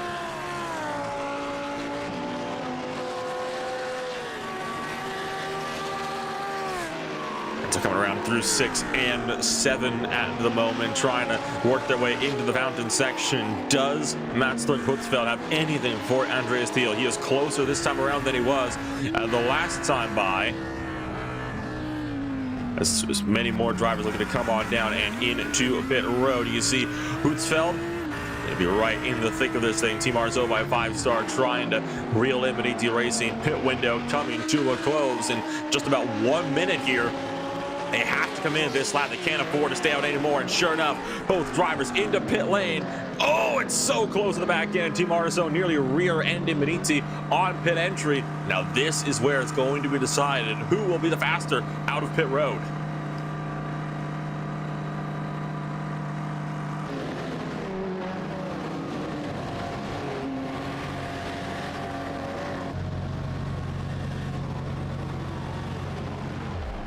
Interestingly, both teams decide to take fuel over tires. Now, obviously, with having to be stationary for 30 seconds, nonetheless, it is not at all a difference between tires or no tires. So, oh, look at that, actually, Maniti going on the jacks now. And this could be big. That could be big news as well, as oh, they're going to get away first, maybe. Oh, they don't. RSO scaps them in the pits. Team RSO by 5-star works their way past Beniti Racing, overtakes them in pit road. Andreas Thiel still in the car, so even with the driver change, Max Rademuller is going to be out in front. Andreas Thiel stays in. Drivers do have that one race where they're allowed to stay in the car, where they do not have to make that driver change. It looks like Beniti Racing is making Detroit that choice to not go for the driver swap. So Thiel is still in, and Max Rademuller will have to hold on for Team RSO just up the road. Here is Konstantin Sharp, your 5-Star Motorsports current leader of this race. And he will be trying to see what he can do in his bid for positions further up the order. Currently about to lap the Olympus Esports Ferrari, driven by Michael Ogren now, after the pit window comes to a close. And with that said, all pit stops, the scheduled pit stops, are complete now here in this race, which means this will be a straight shot to the end here. Yeah, so the mixed pit strategy of Andreas Thiel slower than what Mats Riedmüller able to pull off. So a very great thing for the team RSO by 5-star. Now the question is, they did look ever so slightly faster than Andreas Thiel. What can they do now that they have clean air in front of their noses? Obviously, a little bit of time has already been lost to third place, but it's nothing that they can't make up to. Ronnie Nunes now behind the wheel of Top League Racing Team Speak Porsche 911. There we go. It is, what is that, 2.8 seconds between RSO and TFR, but here comes the launch from Andreas Thiel, but to no avail. He tried to pull the momentum around the outside line. It was battle of the late breakers, and Thiel won out in the battle for the late breakers, but wasn't able to turn in for the apex as a result, and Riedmuller will win out in that little fight. Andreas Thiel, he's not done fighting this one out yet. He's got the fresh rubber, which could play a factor in how this plays out. Yeah, could play a factor, indeed, especially with the bumpy surface. Obviously, it is a little bit of a greater gap between fresh tires versus old tires. However, obviously, right now Max Riedmuller, he is the car ahead. He can have that clear line. He can have also that clear vision of where he needs to brake and turn in. So Andreas Thiel, gonna be interesting how he is gonna pick up this fight now from that turn 3 launch rather. So 4th and 5th place, this is the closest battle that you've got further upfield inside the top 10. From there, you have to look all the way back really to about the 19th place, or I would say even further back down to the 21st in order to get an actual battle for position that is, trying to go side by side. So you got yourself a lot of these little battles starting to pick up throughout the back portion of the field, and as well as this one trying to pick up throughout the front portion of the field. You saw the headlights start to flash there for the Team RSL 198, trying to let that Olympus Ferrari up in front of him know, get out of my way. This is a battle coming through, but Algren was not necessarily willing to get out of the way of 1st, 2nd, or 3rd. I don't see why he'd be willing to get out of the way so much for 4th place either. That's going to be the case. Riedmuller getting checked up. That could allow Thiel to close on in. Actually, there was still a great launch out of the turn for Riedmuller, so he is going to continue to have the position through the Corvette bridge. Once again, a late braking maneuver by Andreas Thiel to put a little bit more pressure onto Max Riedmuller. Obviously has been driving for the past 35 minutes, so might be ever so slightly rusty, Max Riedmuller, and maybe banking on pushing him into a little bit of a mistake that might let himself past that RSO car again.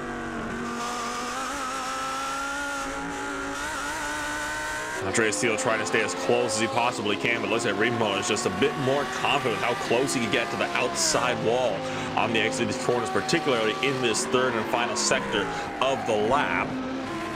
We are starting into the final 3rd of this race as well. 20 minutes remain for race number 1 on the night, but you still have got race 2 coming up in short order after the conclusion here of this opening race, where we'll be seeing the top 20 being inverted. So the driver that wins the race will be starting down in 20th place in race number 2. We've seen it before.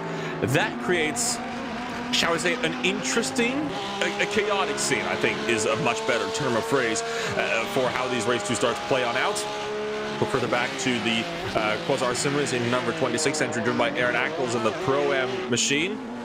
He is trying to reel in Clemens Babuka in the Neo by Awesome Motorsports crew. The 74 Porsche has been looking good so far.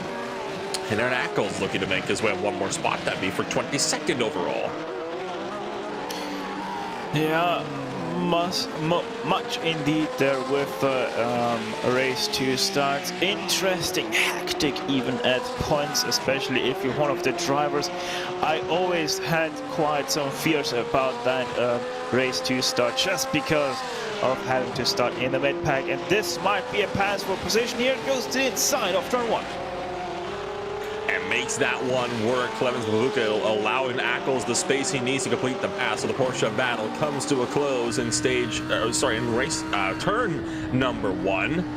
Of course, our Sim Racing Leo entry up past the Awesome Motorsports number 74 entry. So look back now to 4th and 5th place. Andreas Thiel still trying to close his way back up to Max Riedmuller in the Team RCO by 5-star entry, but he hasn't been the best of runs from Benitez Racing to try to close up the gap. Team RCO by 5-star has slowly been pulling away from Benitez just in behind, and I think that means that Riedmuller could be the fastest of these two drivers. He just needed to get some time to, kind of get his footing again. Yeah, most definitely. Riedmuller is starting to drive away ever so slightly. Last lap, literally only 1.04 tenths of a second that Riedmuller was faster. And by the way, he's not going to be able to catch a 3rd and a 4th, 3rd and so on, just because of Ronnie Nunes running 27.7s right now, where Riedmuller obviously is just that few tenths of a second slower. So yeah, Riedmuller 4th place, it's as high as he's gonna go. Just kind of looking around throughout the order, there's also a bit of a battle brewing for 11th and 12th place out on track. The 723 VC Sim Racing Rouge Machine and the V-Racers Marco Silva entry have been getting a little bit closer with the past little while. These are two Beamers looking to see if they can potentially do battle for positions. Of course, V-Racers is one of those AM drivers out there today. And the 723 is a Pro-Am driver, so this would not be for a points position, just an overall bit of a bragging rights position for the first spot outside of the top 10.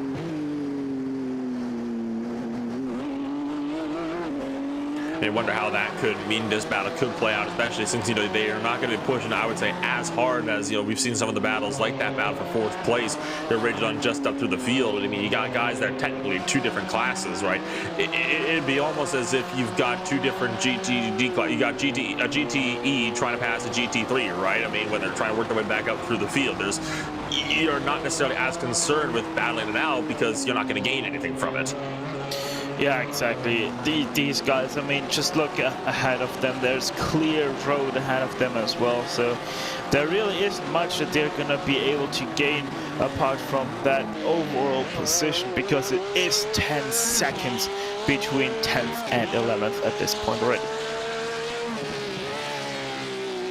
Going board with Ronnie Nunes in the TFR machine at the moment, trying to run down Mark McCormack in the RSRBG Performance machine. I find this interesting, right? I mean, Constantine Sharp has maintained the lead from Mark McCormack in the RSRBG Performance entry, but has not been able to really pull away as we saw guys doing in that entry further on in the race when you had Adam Isaacson in the car, which makes me wonder if McCormack could actually potentially give Constantine a run for his money by the time this race comes to a close. It's not helping that they're catching lap traffic at some terrible points as well. I mean, at the moment, trying to get around Clemens Babuke in the Awesome Motorsports entry, and Sharp be completely checked up. Look at how much McCormack is able to close in as a result. Sharp is going to need to get by here quickly, or McCormack could potentially get a run into turn 7 here. Yeah, most definitely could be the case, but Sharp should be going past right now as, Babuke goes to the left side. Also, is going to let past 2nd place, and maybe Nunes. No, Nunes is actually not going to be able to get past here. Has to stick in behind through the fountain section. So Nunes not going to like that situation right now. 3rd place getting stuck in behind lap traffic. But as we always like to say in endurance racing, the traffic giveth, the traffic taketh. And this time it gives from McCormack and takes from Sharp. The gap now well under a second for Mark McCormack in the RSRBG Performance machine to work his way up and potentially take a race lead away from 5-star Motorsports HyperX entry. They've been doing a great job so far on getting that thing in a consistent position. And we've seen it before. Isaacson and McCormack, they are 2 of the most consistent drivers you will find out there on the circuit. For the HyperX GT Sprint Series, it's how they put on such a dominant performance to win over at the Barber Motorsports Park. And it's how they almost got wins at Oulton Park as well. Now they're going to be trying to see if they can potentially pick up one here at the Detroit Belle Isle, jumping over the curves a little bit at turn 3, but they are a bit lower down to the ground. You can afford to do that a little bit more, but I wouldn't say it's a habit you necessarily want to get into. Yeah, most definitely not a habit you want to get into, because just of how dangerous it sometimes can be to, well, lose one position, especially because all of a sudden you can get yourself freight trained as well by more and more constrained pass, because once you start to lose a position and you get off rhythm, well, that most definitely can go through the whole race as well, and you're gonna just find yourself backpedaling all the way throughout. On board with your current race leader, trying to keep Mark McCormack at bay, catching lap traffic in the form of Aaron Ackles in the Kozar Sim Racing Leo machine, as well as Lyubov Azretov-Skaya in the Olympus Esports number 46 entry, several laps down. As well as we got Michael Sola in Cube Racing just up the road, has got some fresh damage on the left side of his machine. I believe had a bit of a collision with the Impulse Racing Lamborghini in the 256 car at turn 3 just one lap ago. So McCormack starting to pull that gap a bit more. You can see Sharp has pulled away a bit, but there's a lot of lap traffic up the road that Sharp's going to have to work his way through.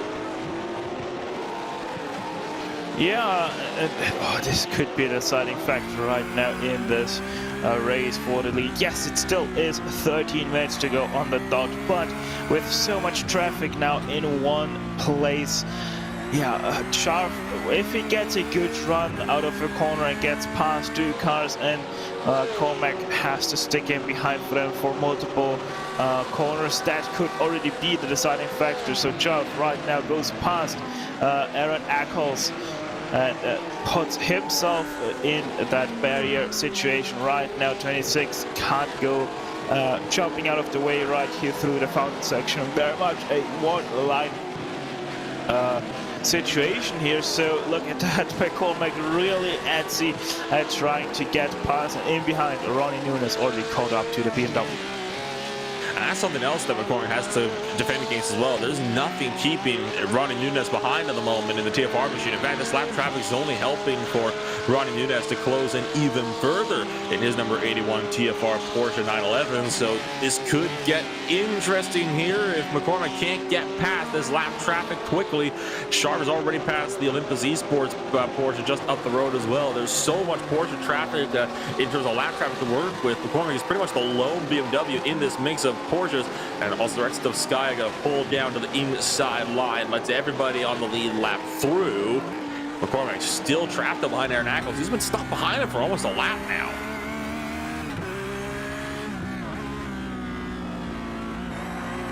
Yeah, I should get past right now, right here. Aaron Ackles should be giving the space right now, but actually continues to be on the racing line. Very, very interesting driving by Ackles, not deciding to get out of the way, but obviously Michael Sola, the 890 just ahead, that is also 4th position for him. So yeah, stakes are high for the 26. It's worth noting, though, I do believe IVRA does enforce blue flags. If you hold up the leaders enough, they're going to tell you to let the leaders through. So Aaron Ackles, if he's going to make this spot up on Michael Sola, he's got to make it quick. So you got 2nd, 3rd in the battle here. First place breaks away. 21st and 22nd all to the fight. Oh, the Lamborghini goes right into the wall. This is a risky situation. A bump and run for Aaron Ackles. Here comes 2nd and 3rd place. Going to go 3 wide entering turn 14. And Ronnie Nunes is through. A brilliant overtake there from TFR, and Mark McCormack tries to find his way to the inside of the Cube Racing Lamborghini. It's not going to happen, though, and I'll tell you what, McCormack's got to be furious at the moment with lap traffic.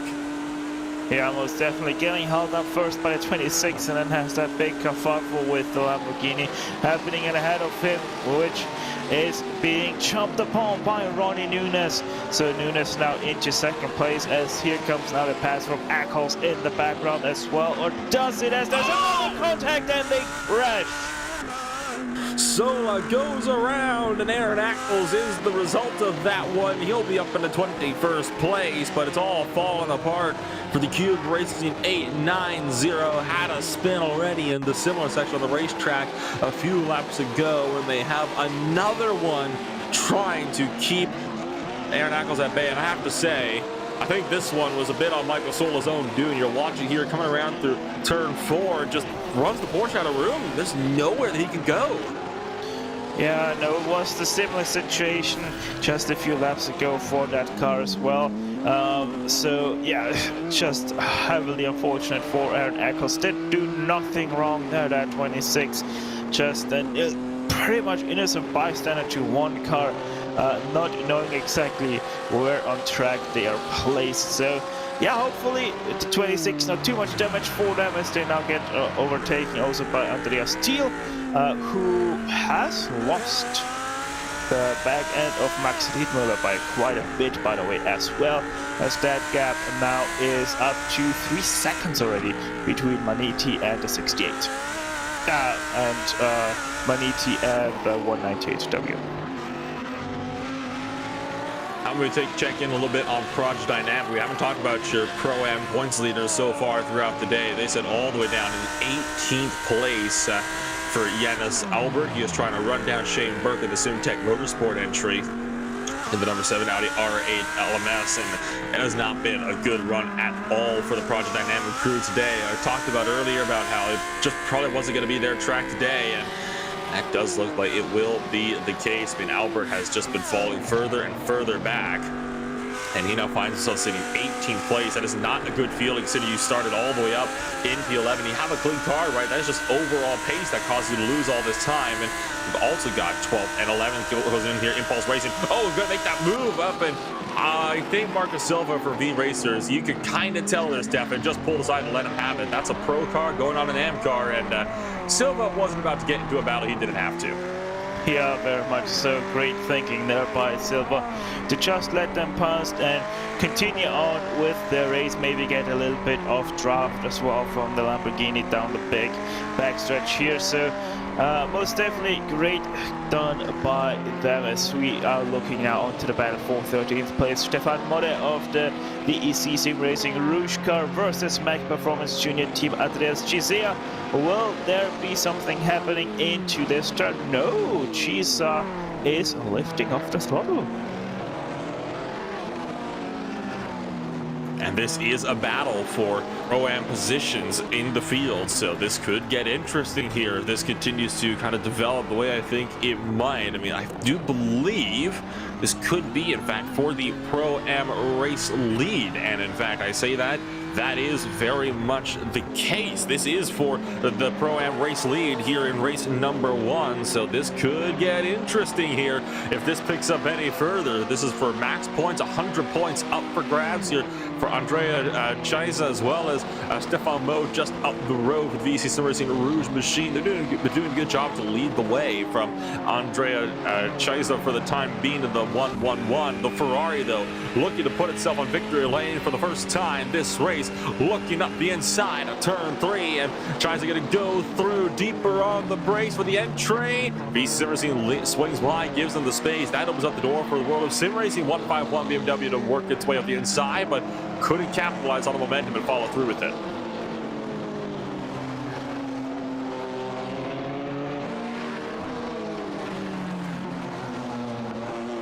So solid pass for Andrea Chiesa to put himself up into the Pro-Am race lead here in this one. Look back to Ronnie Nunez in the TFR entry. Down in second place for the time being. Made a, I'm going to say this, an opportunistic move 3 wide into turn 14 to get the second place away from Mark McCormick while they were being held up by a lap traffic. And that was it was an unbelievably risky move, and one that I don't think was necessarily very wise, but it did work. I'll give him that. It worked. It's up to second place, but you have to have so much faith on everybody around you to track like this in order for you to even be able to attempt something like that. Yeah, this could have gone heavily wrong if Ronnie Nunez would have judged the gap wrong, or somebody decided to close that gap and not let him make it 3 wide. Stuff like that obviously can't always happen. So yeah, maybe not the greatest move to do, but as I said, it worked out. Ronnie Nunez has been rewarded by using that amount of risk, and yeah, pretty much carefree now in second place. RSR by G Performance not able to go the pace that Ronnie Nunez has been able to do, and so the gap is now up to, what is that, 2 seconds, and Ronnie Nunez is also catching up to 5-star Motorsport HyperX. The gap now below 1.8 seconds. So this is on board with Ronnie Nunez, but I don't think he'll be able to get there in time. There's only 4 minutes remaining in this race. That is not a long time if you want to try to make up a spot, right? I mean, you have to make those spots now, and unfortunately, with just 4 minutes left on the clock, I don't think he'll be able to reel in that big gap in time, but who knows, he might be able to find himself on victory lane before the end of the night. You still got 17th and 18th place that's looking close as well. Simtech Motorsport and Project Dynamic. We're kind of going back and forth a little bit into the fountain section. This is Yannis Albert trying to make his way up past Shane Berg. Lamborghini versus Audi here. And your Pro-Am points leader, definitely not going to be keeping the 100% win streak today, but at least trying to come away with whatever points they can muster.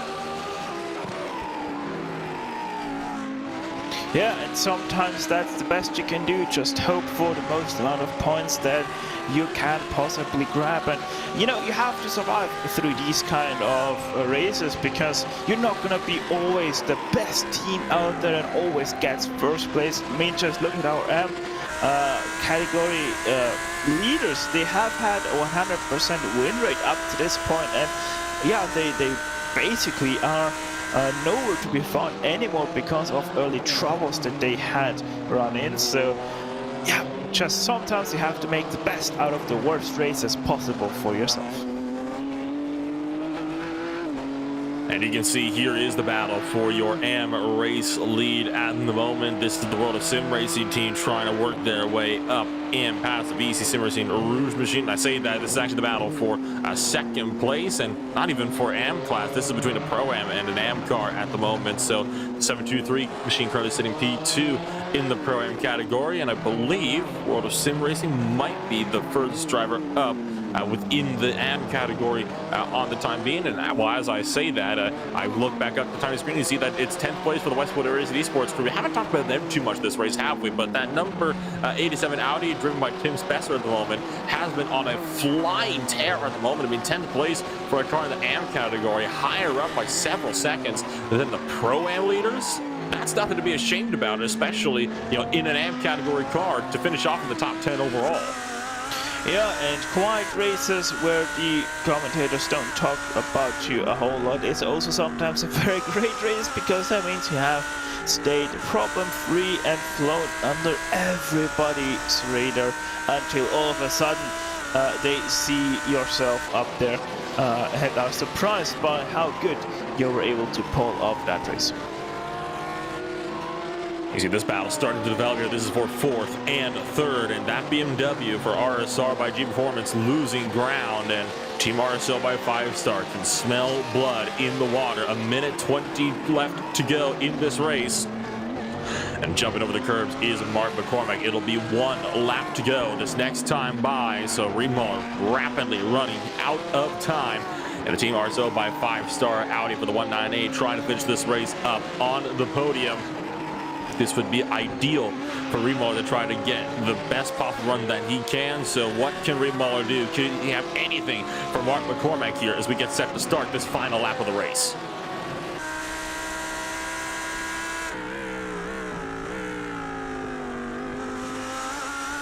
You ride on board with Max Riedmuller at the moment into the fountain section for the second to last time today. This is a battle for 3rd place that will rage on right down to the wire. How will this one play on out for drives out the field? 30 seconds left on the clock. There is your race leader coming around through turn 13 now, and out through 14 will be starting his final trip around the Detroit Belle Isle this time by. Swap was made for 4th and 15th place. VC Racing Rouge pulled aside, let the AM driver World of Sim Racing through. Did not want to fight that battle out with an AM car on the final second to last lap for them of the race. So back to Riedmuller. Clock will expire. Riedmuller almost clipping the outside wall that time by. Still has a little bit of time to work his way out to Mark McCormack, but do you think he'll actually be able to get there, Stefan? The best passing opportunity has passed just now. Audi not as strong through this section as the BMW is, so would be surprised if somehow Riedmuller would be able to get past McCormack.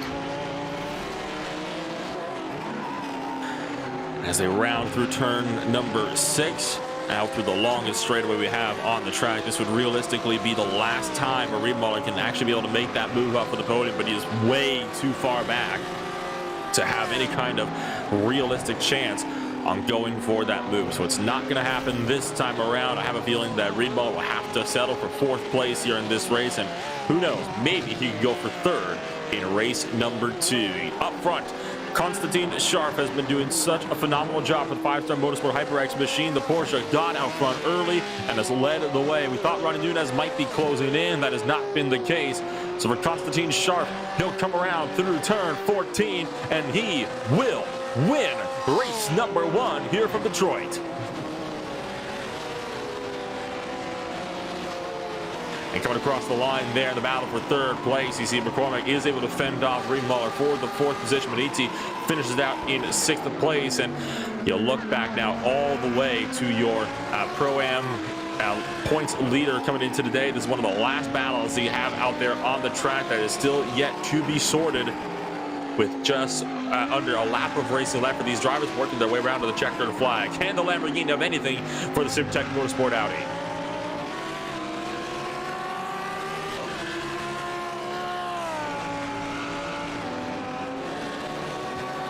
Shane Burke going to be trying to keep Yanis Albert at bay, the number 21 car, trying to do everything he can to work his way up and past Shane Burke's number 7 entry, but into the mountain section. This is what we saw happening in the battle for 3rd. He was not close enough that time around to have the look, and it will be a similar story for Project Dynamic. Their 100% win streak comes to a smashing end as Andrea Chizea is going to actually take the race win for Pro-Am in what has been Ferrari's first race win all season long.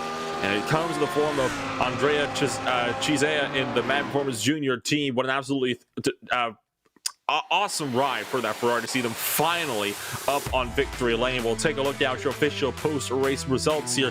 After 41 laps, it was Konstantin Scharf to win the race by 2.4 seconds over Ronnie Nunez. Mark McCormack finishes out the podium with Max Reed Muller down in 4th place. Andreas Thiel is in 5th with Nicholas Schaefer for RSR Primus in 6th place. Team RSO is in 7th with Full Send Racing in 8th. Andrew Dawson for Vector by RSR is in 9th place, with one Tim Spesser for the Westwood Racing Esports bringing it home for the AM class win down in 10th place. 11th holds Marco Jaeger in the Impulse Racing number 11 car. Marco Silva for V Races in 12th, and there is your Magforce Junior Team Pro-Am winners for Andrea Chizea down in 13th place. It is World of Sim Racing in 14th with VC Sim Racing in 15th. Rusty Spatulas is 16th with SimTech Motorsports in 17th. Project Dynamic, the Pro-Am points leaders, in 18th with Pure Sims Esports in 19th as the last drivers on the lead lap. The Impulse Racing's 256 entry down in 20th place. Continuing on, you've got the Kozar Sim Racing down in 21st, the Awesome Motorsport Group in 22nd. Olympus Esports is 23rd. World Sim Racing is 24th with Cube Racing's 890 entry in 25th place. Olympus Esports crashing early, and they'll be finding themselves down in 26th place, 9 laps down, hoping for better in race number 2. BSTV Esports and Ronin Academy rounds out your 28-car field, but it is not over yet. Another hour of racing coming up here in about a few minutes here. So it'll be a top 20 inverted field, which of course is going to be putting the Impulse Racing 256, who finished 1 lap down, on pole position here, Stefan. And that's going to mean that 5-Star Motorsports, so dominant in race 1, they're starting in 20th.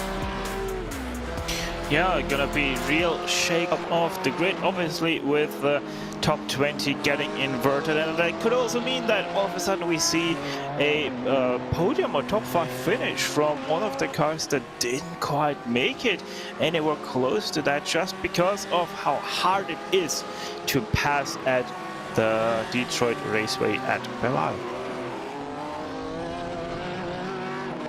And of course, we do have one driver who has popped on in to give us a bit of a chat over the course of tonight, and it is going to be the driver that started the race off in race number 1, and he brings it home in race, well, he'll have his team bring it home in race number 1. Adam Isaacson joins us up here in the booth for the 5-star Motorsport HyperX entry. And, well, Adam, it was a thrilling run for you guys up there in the front. Had some traffic troubles, but at the end of the day, you surpassed all of them to win race 1. Yeah, it was quite straightforward first in, to be honest. Just took the start. Had quite good pace because we took the 60 liters instead of the 120 to try and pull away at start. And it worked out quite well, I guess. Just got a bit tired at one point there in the second stint. Yeah, worked out quite well. And of course, you're going to be starting down in 20th place here for race number 2, and with Detroit being such a difficult track to pass at, do you have any particular game plan, or are you just going to try to take every opportunity that you can find? Yeah, it's obviously going to be quite tough starting from 20th, especially here, since it's pretty much impossible to make it. But yeah, we'll just try to pick off as many as we can, and hopefully we'll get far up the field. Ronnie Nunez for the free racing entry, they were looking to be closing you guys down in the later portions of that race. Do you think you'll be able to manage to keep them at bay throughout all of race 2? I would hope so. I think in general, I think we have better pace than them, but as I said earlier, we chose not to take mirrors into race 1. So yeah, hopefully we can get them in this one as well. Well, fingers crossed. You had a great performance in race number 1. Hopefully it'll be the same in race number 2. Thank you for joining us up here in the booth. Congrats on a race 1 win, and wishing you all the best of luck in race 2. Thank you very much.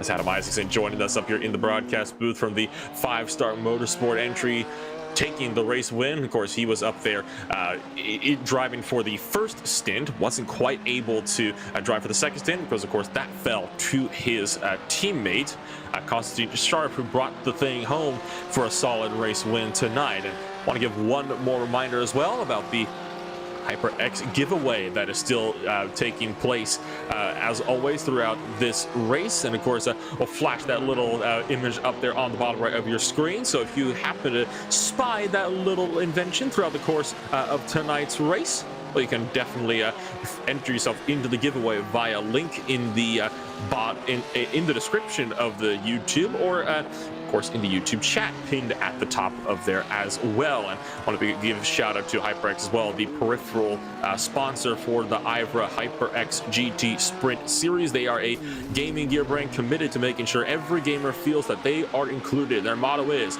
no matter who you are or what you play, we're all gamers. So need a mouse, headset, keyboard, and more? Well, never fear, HyperX has you covered.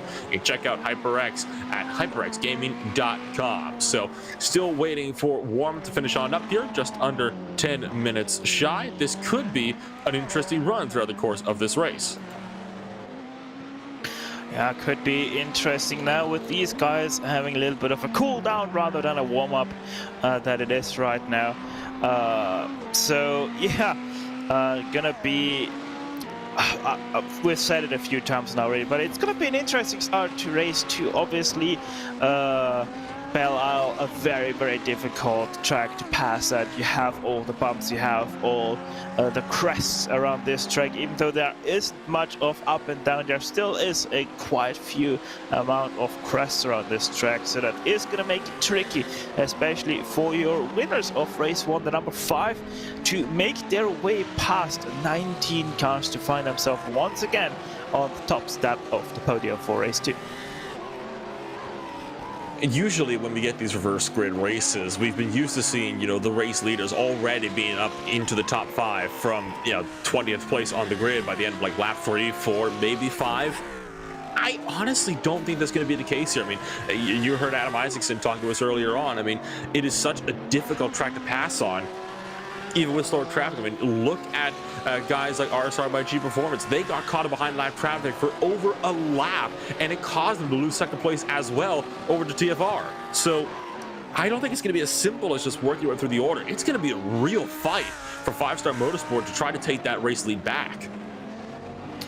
Yeah, it's gonna be a real fight, and I wouldn't be surprised if especially our top 3 runners, top 4 runners even aren't gonna be able to get anywhere close to the positions that they were in before this second race, so in race 1, obviously not only does first place have to fight through the back end of the top 10 and top 20, but also they will have to fight through second, third and fourth place as well. So that is going to be a big challenge. And now obviously that also means that the cars that were technically behind you, they still had the same pace as you had, especially in the end of the race.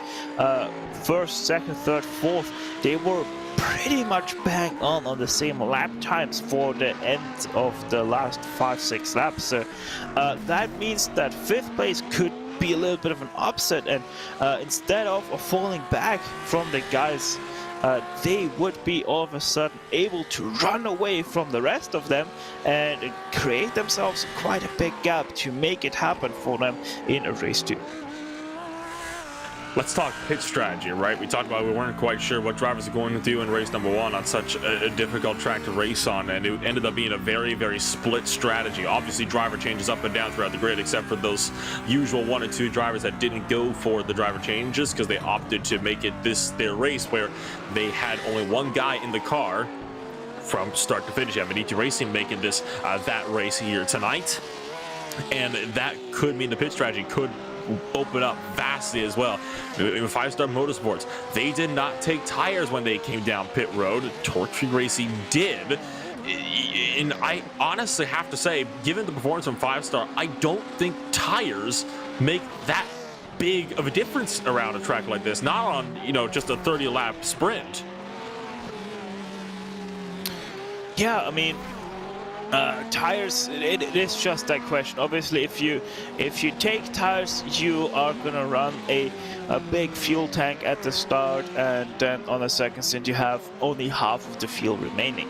If you take fuel, however, you have low fuel both times in your stints, so it is gonna even out. The tire wear really isn't that much of a difference after the race anyway, just because of having that fuel load halved for the guys that take fuel over tires. You can also have a little bit of a split strategy that you take on a little bit of fuel and take tires.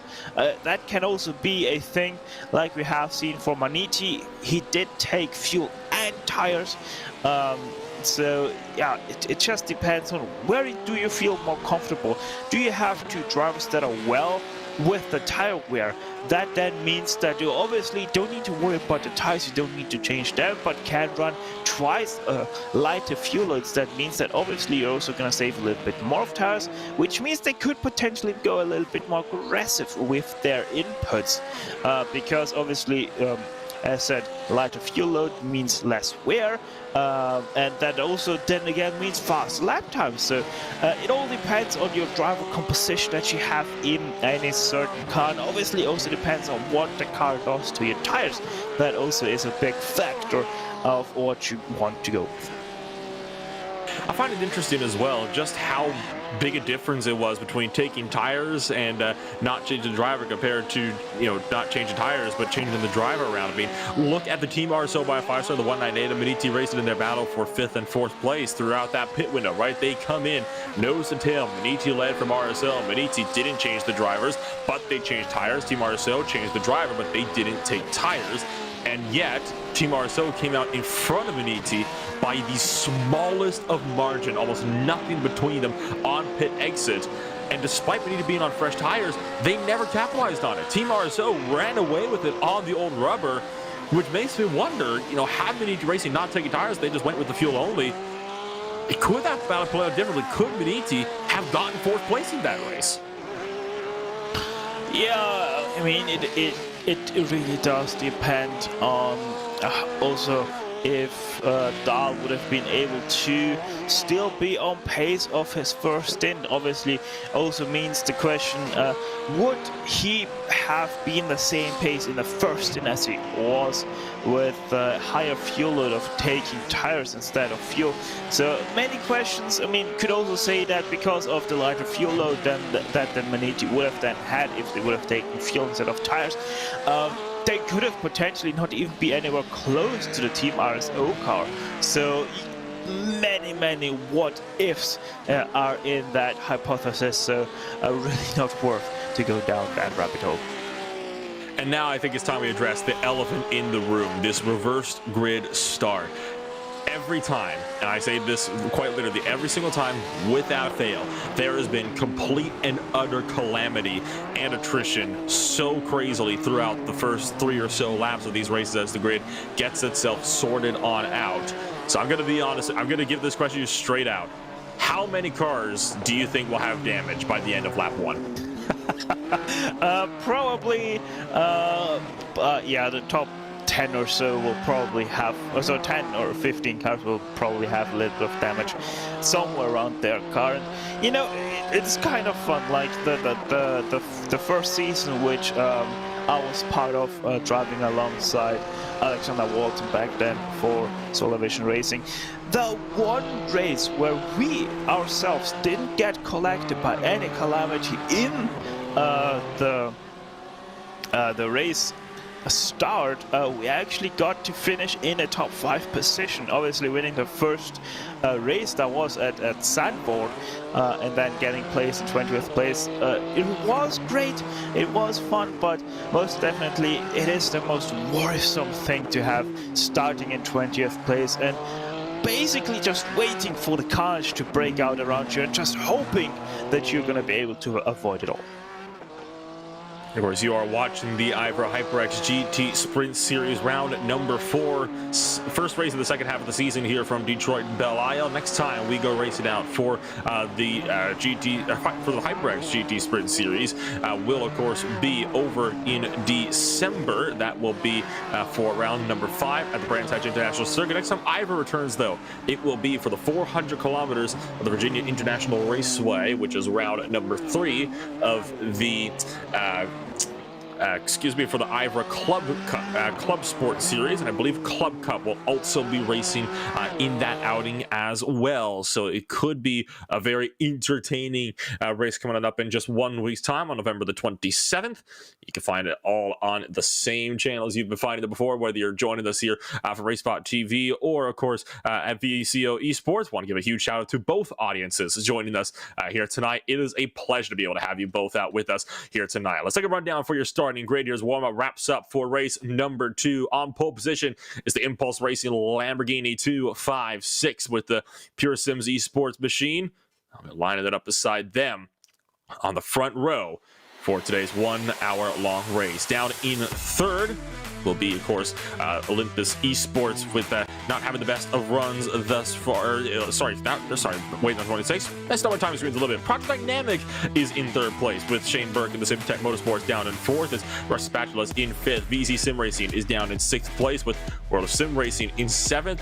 The Mad Performance Junior Team is in 8th. V Races and Impulse Racing round out road number 5 in 9th and 10th with Westwood Racing Esports, current AM class leader, and Race 1 winners for the AM category down in 11th place. 12th place holds Vector by RSR. 13th for Full Send Racing. Team RSO is in 14th. RSR by G Performance is 15th with Mediti Racing down in 16th. Team RSO is in 17th with RSR by G Performance 18th place. Torque Free Racing and Race 1 winner overall, 5-Star Motorsports down in 20th. And now for the other drivers further down the order, most of them marked as DNFs or laps down after race number 1. Started off in 21st place is the Kozar Sim Racing number 26 entry.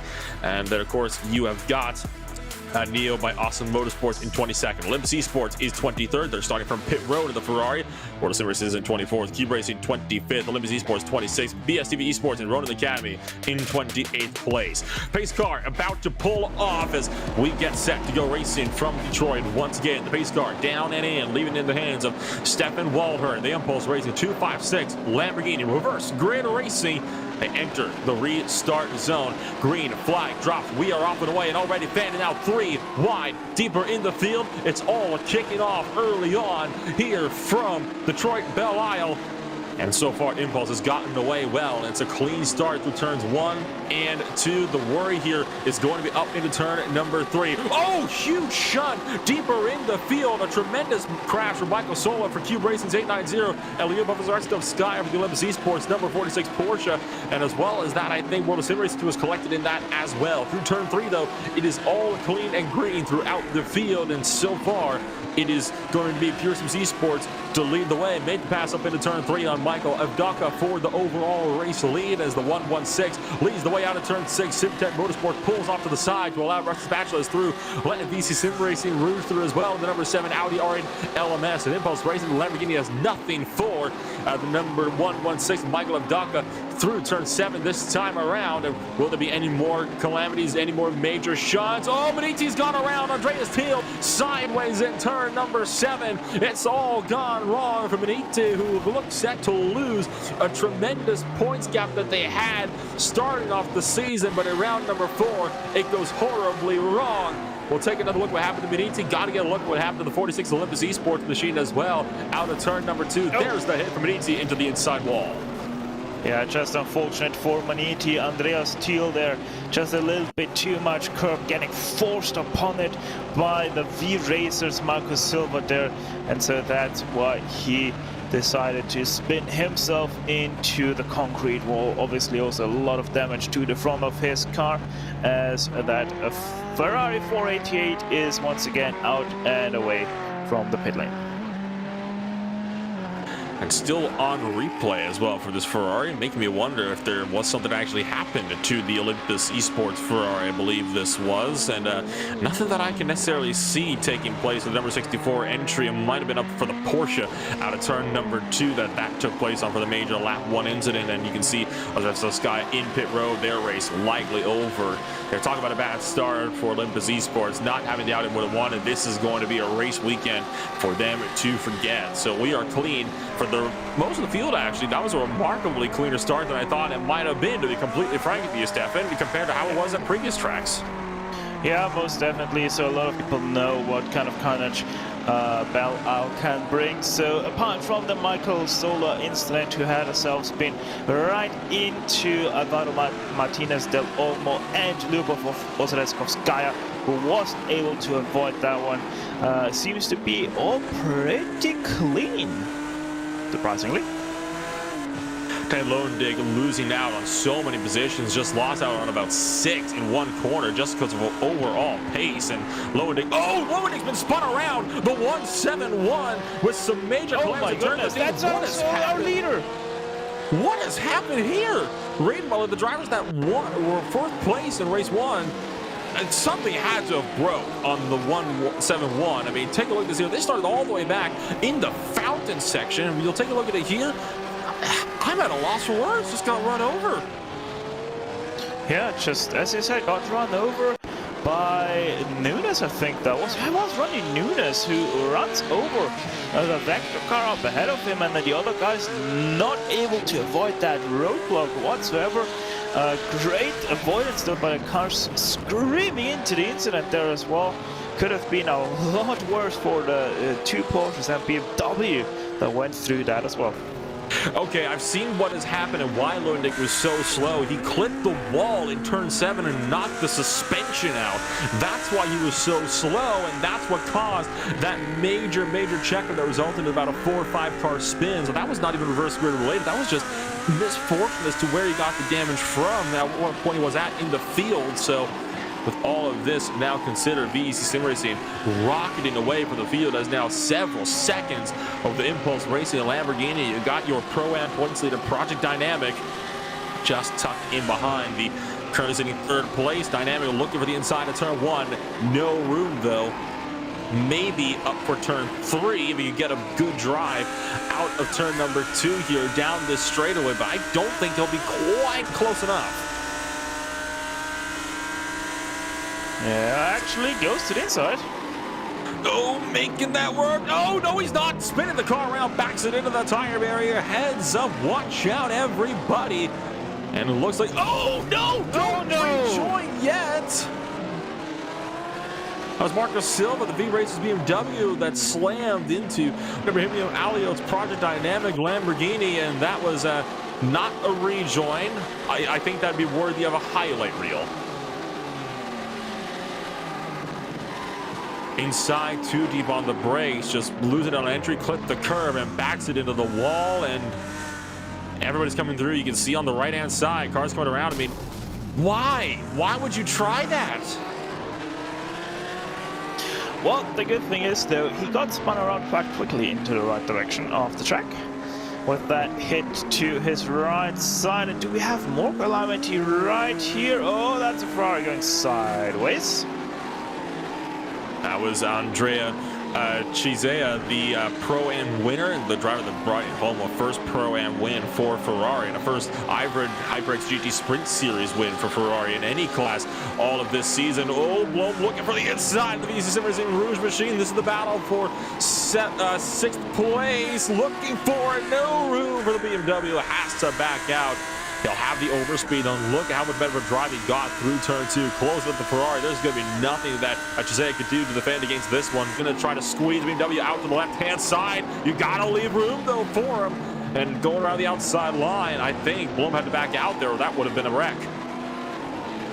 Yeah, that could have been a very, very costly right there. So good choice to back up. But here comes Nebelsieg to the inside of Belle and makes it perfectly down for the Audi 197. So Cedric Nebelsieg now the first chaser of Andrea Chiesa. Yeah, Nebelsieg was looking for the inside line all the way up for turn 5 and then forced the issue. I mean, I think Eric Bloom kind of called Nebelsieg's bluff there, thought he wasn't going to go for it. Nebelsieg turns out was not bluffing in the slightest. Now he's running down the Ferrari, who is definitely slower than Nebelsieg, as they had about 40 seconds separated up on track at the end of race number 1. So Nebelsieg is going to have to make really short work here of Chisea if he wants to try to run down Shane Burke of the Simtech Motorsports number 7 Audi a little further up the road.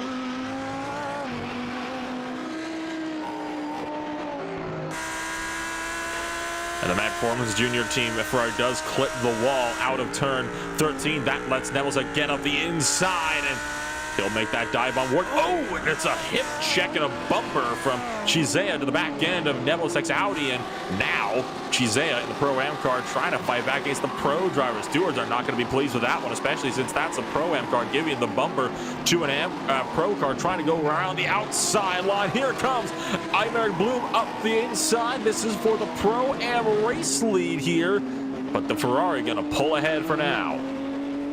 Yeah, and right behind that also is Sean Campbell of the RSR Performance car. That is also the car that we are driving on board with right now. So a major hold up for Sean Campbell. Most definitely not something he has been looking forward to, but at this point he has already gained 9 positions to find himself in 9th from 18th. And you see this battle for 8th place raging on. You're looking on board for the back of Eimer Bloom for a moment in the VC Sim Racing Rouge machine. It's worth noting there's also another battle just up the road for 3rd place as well. Stefan Walter in the Impulse Racing 256 has been holding up a lot of this train here. He's got Russ Dispatches just behind him, along with the Simtech Motorsports number 7. Nebelsieg has found his way through on the Ferrari. Now tries to run down 5th place. Zalakias tried to find the inside that time around of Waldher through turn 1, but wasn't going to happen that time around. Maybe turn 2. You'll have the draft run down that front straightaway. Yeah, but maybe it doesn't have the speed, as he is still about equal distance back from where he did start in this lap. Obviously Nebelsieg is now also starting to really close in on this fight for 3rd place, hoping to make quick moves on all of these guys to find himself into 3rd place. And it's not too far up ahead to Hagenstein and Ed of F. Dorka, but still a long ways to go, so it hasn't the need for a rush right now. Sean Campbell, meanwhile, still being stuck in behind in 9th place. So he can't find the way through on the VEC Sim Racing Rouge, just like Nebelsieg was able to do. And speaking of Cedric Nebelsic, Team RSL has found the back end of the SimTech Motorsports entry up in 5th place. You can see them just up the road as you took that brief ride on board with Sean Campbell for RSR by G Performance. So Nebelsic is there, right on board with Nebelsic now for Team RSO. Closing up to Shane Burke's number 7. Just up the road, you got the 112 for Rusty Spatulas as well as Stefan Walter. The Impulse Racing 256. And who's going to blink first? Who's going to send the move up the inside? Is there going to be a pass potentially for turn 1? Nebelsic thinking about it, lunging for it up the inside of the Audi. Can't make it work though. No momentum. Trying to go over under through turn 2 and down the stretch between 2 and 3. It's the best pass opportunity we've seen on the track so far. Nebelsic's going to look for it. And how about that? SimTech Motorsports backing off, so let him have it.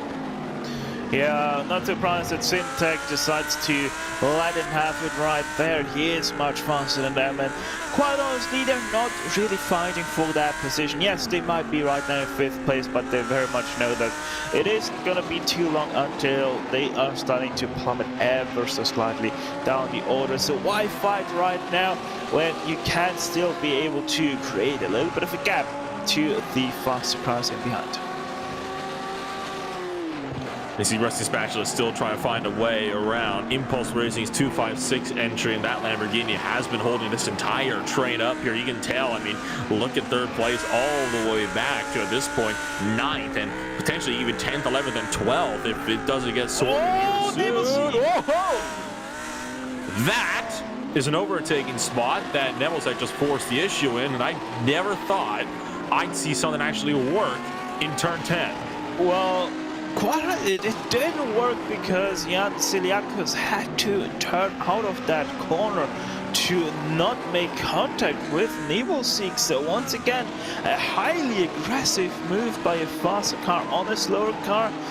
Yeah, wouldn't be surprised if the Rusty Spatulas would try to do something against that move.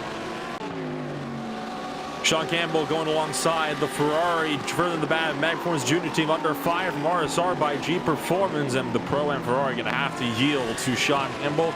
Sean Campbell deeper on the brakes. That leaves Shane Burke to try to get past the Pro-Am Ferrari and the race 1 winner. Tell you what, for Andrea Cizea, it's been a great run so far for himself, trying to maintain that 6th place, being a Pro-Am car, and being up in 6th place for this long, almost a quarter of the way into this race. That is not a bad result at all, considering he was all the way down in 13th place earlier on in this race. And also, don't forget, up front, you got that battle for 3rd place. Still looking to rage on between Impulse Racing and Team RSO. That gap has been closing. Does Nebelsic force the issue here at turn 10 again? I think that'd be a bit of a silly move to try it twice in a row. And he's not going to go for it this time around, but maybe turn 1? Well, he is rather close, so Nebelsic might be able to try something in turn 1. Has to have a good last corner though. And yeah, it was a good corner, but a better one from Stefan Walter right now. Now comes the draft in through the last corner of this track. But Walter thus far able to go the distance, but a deep turn 1 for him that might open up the door for Nebelsic into turn 3. Draft comes in now as well. And Cedric might be set for the 3rd place right here. Sending it down the inside of turn 3. Impulse Racing bails. Oh, Nebelsic flirting with the grass left-hand side, but he's through to 3rd. And now Nebelsic is set to run away with a final podium position here in this race. So Walter is going to be falling back now. The Impulse Racing Lamborghini going to be in the clutches now of Rusty Spatulas' 112 BMW. Just behind them, you've got Sean Campbell still waiting in the wings. Yeah, Sean Campbell has to make quick moves now on these two, because Nebelsic, that will be his main rival for the win. If he's able to also make quick, decisive moves right now, right here, this might be the battle to look out for the race win. Andrea Cizea overshot turn number 7, went deep, allowed the SimTech Motorsport Audi through, but has checked up the VC Simerson Rouge machine as a result. You can see that raging on deeper in the field. That is now the battle for 8th place further back. So Cizea starting to show some chinks, the strong armor of that very green Ferrari. And you see VC Sim Racing driven by IVRA Blum trying to find some kind of way through. Wants to make short work here and see if he can maybe put himself up and steal a Pro-Am win away from the Ferrari that was so good in race number 1 today. Up for Sean Campbell, battle for 5th place. To himself, Rusty Spatulas looks out, dives it for the inside into turn 3. Easy overtake there for Sean Campbell to make that one up. Given room by Rusty Spatulas to make that one work. And how about further in the back? RSR by Primus under fire from Openkowski for Westwood Racing Esports. And almost getting turned by the Audi just behind as well.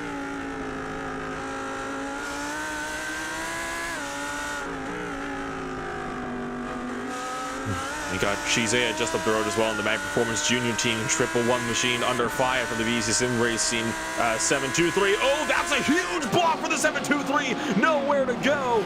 And that was a bit of an opportunistic move for Blum to try to force the issue on the inside line, but Shizea holds his ground.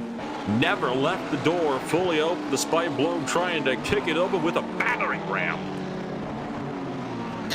Yeah, that could have ended in tears if Blum had tried to go for the move on Chiesa, but thankfully decided against it, especially because of how weird that braking zone is for the first corner of the fountain section. Has that left kick in the braking zone or just before, depending on what car you drive and how you have to brake for it. And then also you have that apex that is about halfway into the track itself, so you really have to be careful, especially if you're coming from all the way from the right side.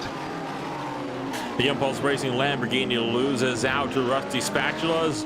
The number 112 BMW got the run up through turn 2 down to 3, and further in the back you see another swap for positions. That was for 11th place, RSR by G Performance, and for Primus up the inside of the World of Sim Racing crew in the 151. A lot of BMWs in these battles are about 6th on back to the 12th or 13th positions. Like every other car in this mix is a Beamer.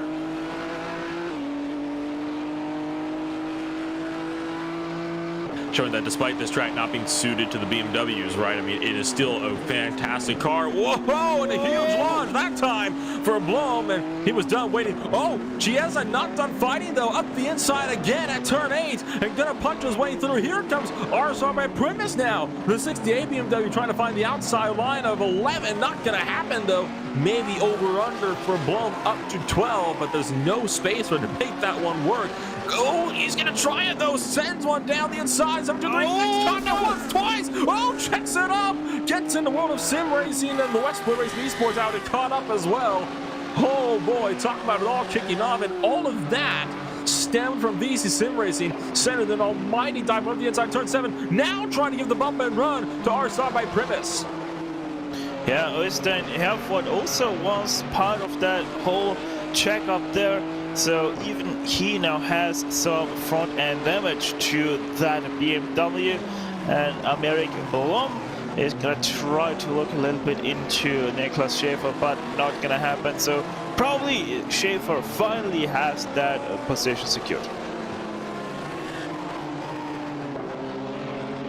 And I think finally Chiesa can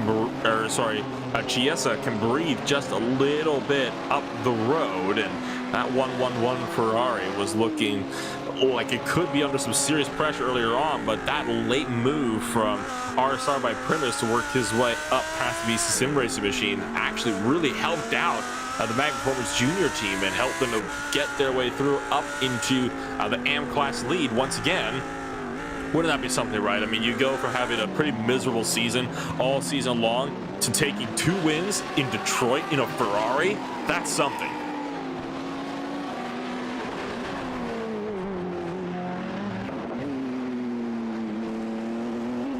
And throughout all of this, you got Full Send Racing at the tail end of the straight. They're just kind of biding their time, haven't they? But they're just sitting back, taking a nice easy for themselves. And here Fjord is doing a good job in the Full Send Racing 96 BMW to just tuck it in line and wait for these guys to make more mistakes, continue to battle a bit harder up the order, and sooner or later, one of those battles is going to boil over, and it'll mean free spots for the 96.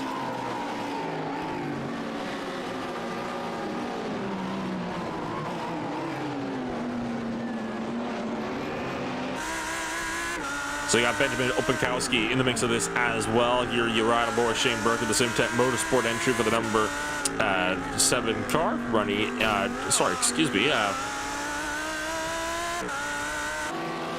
Up in the 7th position here, at say very least, in the number 7 car. So I was correct on that one. Kind of getting numbers confused a little bit here. Shane Burke and the Simtech Motorsport crew is doing a good job to work his way up to Impulse Rate, the 256 car.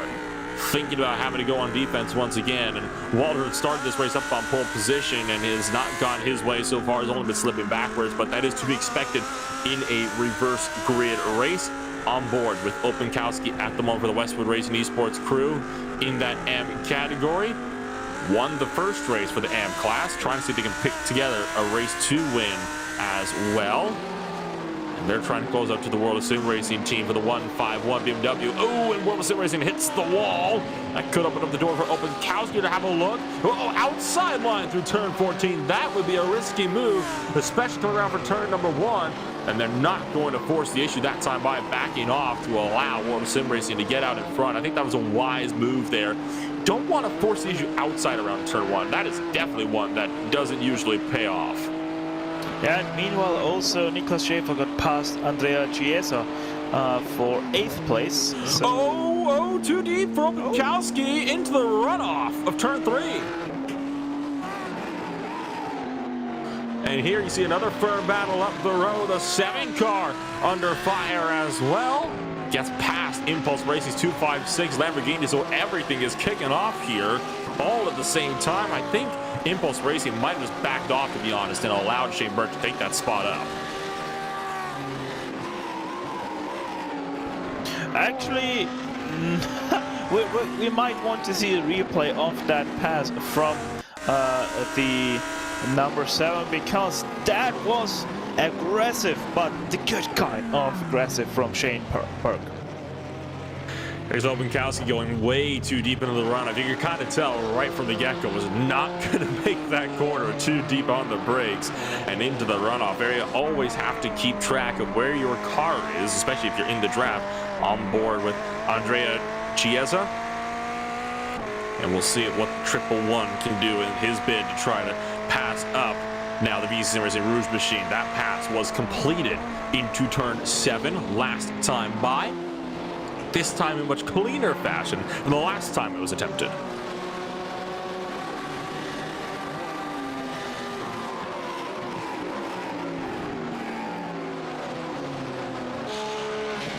And so Blum is going to be doing whatever he can to keep Chiesa at bay, but I think it will be an easy run for the VCO Racing Rouge machine, to be completely frank, in keeping the Mag Performance Junior team at bay. I mean, that Pro-Am Ferrari, shall we say, has not had the strongest of runs so far in this race. He's been kind of slipping a little bit so far.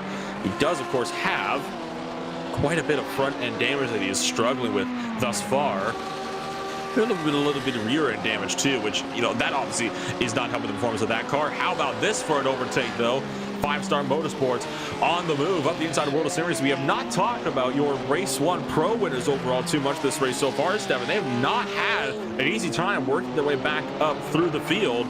And we talked about this with Adam Isaacson in between races 1 and 2, right? They thought it would be a hard run trying to work their way up, but they'll take whatever spots they can get. And they have just worked their way up into 11th place now, and just now trying to threaten the top 10. We're not even halfway through. I don't think they're going to be able to go for the double here today. Yeah, no, especially with them being part of that big kerfuffle at the start of this race. I would be very surprised if they'd be able to get anywhere close to the top 5 anymore. Still, it is surprising that they managed to get back up to 11th place right now. So, somewhat lucky that they can still race, if you are honest about how that incident looked from their perspective. And now you, of course, have got Stefan Walter in the Impulse Racing 256 still looking to battle it out with Simtech Motorsports' Shane Burke just up the road for 6th place, and further behind is RSR by Primus in that looming 68 Audi BMW M4 GT3 machine that Stefan Waldhart has been keeping an eye on, no doubt, in his mirrors, and closed up even more this time around into turn number 7. So RSR by Primus has been applying some steady pressure to Impulse Racing, and on cue, pit window is open, and now we can see drivers potentially starting to come down pit road. You wonder if anybody's going to come down this first time around just to take that pit stop, get it over with. That usually isn't the case, though. Yeah, it usually isn't the case, and you know, for these guys, whether they want to have that undercut or not, it just depends on how the driver feels right now in the car. If they're comfortable right now, even though they might have a little bit of damaged car, it still can be a good thing to go into pit lane and have a fresh driver try to do something better. Or maybe just let it sit out and, you know, hope for better days in your fighting. Just like RSR decided to do the 68 in pit lane like we saw. So that might just be an interesting call here from Niklas Schäfer and Valiokas. We also got the World of Sim Racing team that came down pit road as well in the 151. They were in 13th place before this. So Victor Iruello, excuse me, Garrido going to be into the machine for the 151 BMW now. He is off and away. We ride on board with Michael Evdock at the moment for the Pure Sims Esports crew, currently leading the way just in behind. And Chiesa having a bit of a struggle as well on the 111 machine. Just got passed up by Konstantin Schar for the 5-star Motorsport HyperX entry. The number 5 Porsche going through on the Pro-Am Ferrari down in the turn number 7, I believe that was. So more and more drivers are going to be opting to come down over these next few minutes. Rusty Spatula staying out for the time being. Will any of these guys in this battle for 7th on back be coming down pit road, or are they going to be opting to stay out? Looks like the majority looking to stay out. First one to come in from behind is Full Send Racing's 96.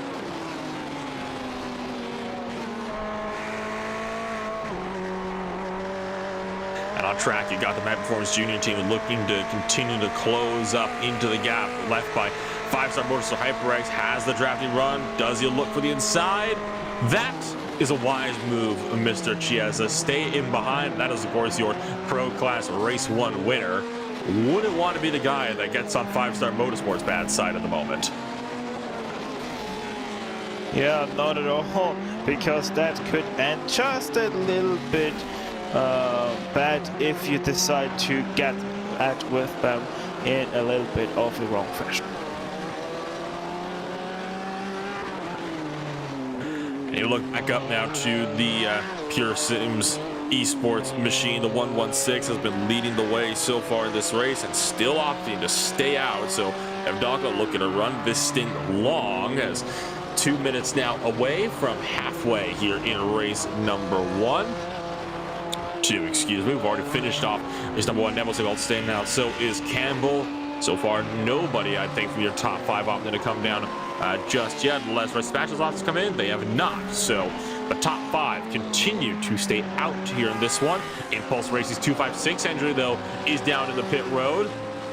Very late call for them to make that journey down to the pit lane.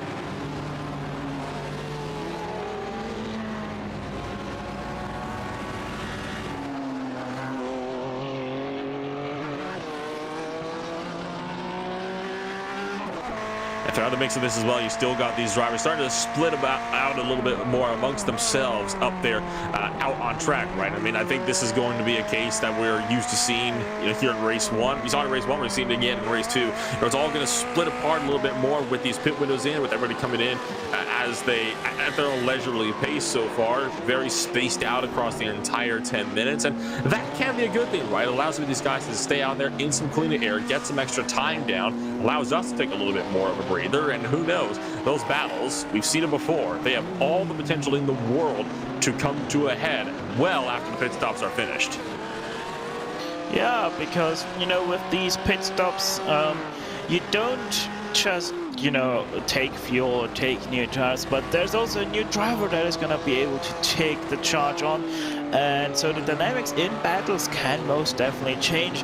First, you're under pressure, maybe by the guy behind you. You go into pit lane at the same time, you come out ahead of them again. But just because you took another tank of fuel and switched the drivers, or took tires and switched the drivers, all of a sudden you're going to be able to drive away from them. Just because your second driver is much more comfortable than you are, or just simply faster than you are. So many gains and mistakes can still be made in the second half of this race. Andrea Chiesa is in for the Bang Performance Junior team of the 111 Ferrari. And we'll be seeing him hopping out of the car, and it'll be Matteo Carbonari to enter the car. 111 driver of Carbonari had started race 1 in the car. He'll be ending race number 2 in the car. So this could potentially be an interesting run. We saw Carbonari put together a stellar performance in race 1. Who knows? Maybe he could work that car up another couple of positions here in race 2.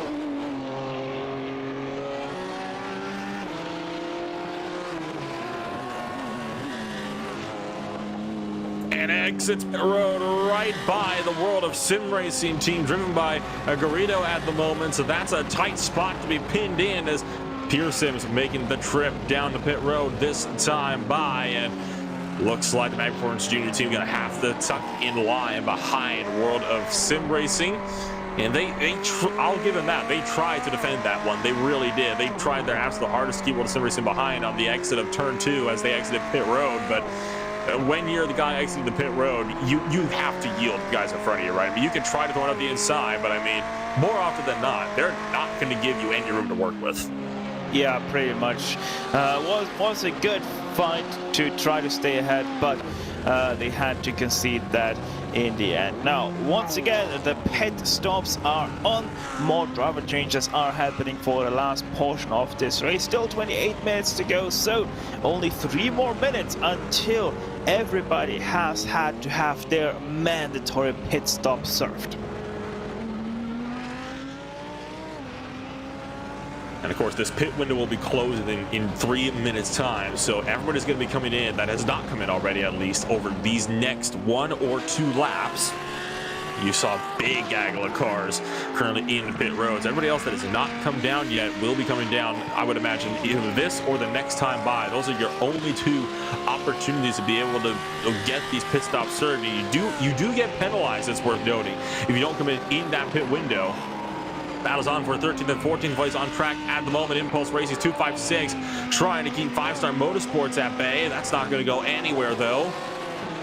The 5-Star Motorsports crew fresh out of pit road. They are going to make up 1 spot more on Impulse Racing. We talked about the Ferrari earlier on that was trying to defend against World of Sim Racing. Didn't happen this time, though. 5-Star Motorsports in the Porsche defended exiting the pits. They made it stick. Yeah, made it stick very nicely as well, but now they once again are under pressure here. So Isaacson has to be careful, because Rainer Wiener, I think that Impulse Racing 256 is looking heavily racy. And showing no signs of backing down yet, so you know that's a fight that's going to be going down right into the pit road. And speaking of guys on pit road, Westwood Racing Esports, the AM class winner in race 1, is down and in. So is the VC Sim Racing Rouge machine. Stefan Mode hops into the car for 723, and Tim Spesser hops in for the number 87 car down the order. So you got a few more drivers coming on down into the pits. The 723 off and away clean through his pit stop. Same story with Tim Spesser in the Audi R8 LMS. Look back up now to Rainer Wiener in the Impulse Racing 256, trying to run down Adam Isaacson still in the 5-Star Motorsports HyperX machine. Now they are back up inside the top 10, or battling for the final spot inside the top 10. But just behind Impulse, I think he's got a much more pressing threat he's got to worry about, and that is the World of Sim Racing team, driven by Victor Irela Garrido, who has been looking to potentially close that gap. He's been doing so for the past little while. He's been consistently quicker by several tenths. Yeah, really has to be careful because last lap 7/10 in favor of Garrido over Vina. So Rainer might just be in trouble of losing that 12th place now as well to the World of Sim Racing team here. Thankfully though, Matteo Carbonari is a little bit off of the back of Garrido, so he wouldn't be in immediate danger of losing another spot after the pass from Garrido. That probably will happen sooner rather than later. Further behind, Matteo Carbonari for the Mag Performance Junior team under fire from the Full Send Race 96, driven by Leon Erger at the moment. The number 96 BMW has been looking to close on in and actually put the Ferrari under fire as well. Maniti Racing you see in pit road on the left-hand side as well, and Erger thought about inside turn 1 this time by. Nothing doing to, whoa, the Ferrari way up onto the grass in turn 2, trying to carry as much speed as possible, but that's only going to work to go wider for the BMW to work his way around the inside line, tucks around, and that'll be a lunge up the inside for Full Send Racing. The Ferrari trying to fight the long way around, but just no speed around the outside line. Not around turn 3, my friend. It hasn't worked before in this race, not about to work now. So Mag Performance Junior team loses another place. That puts them down to 12th now on the grid, as Erger works his way up into 11th. Yeah, and Leon Erger is gonna be not too far behind the World of Sim Racing team anytime soon, because he has shown tremendous pace over the last few laps. Being stuck behind Mag Performance also was one of those situations where it was only a question of time until he was able to get past, and so he most definitely was in the end. Up in front though, as speculated, Garrido did catch finally back up to the back of Rainer Wiener. So that Impulse Racing 256 now under quite some pressure from the Iberian.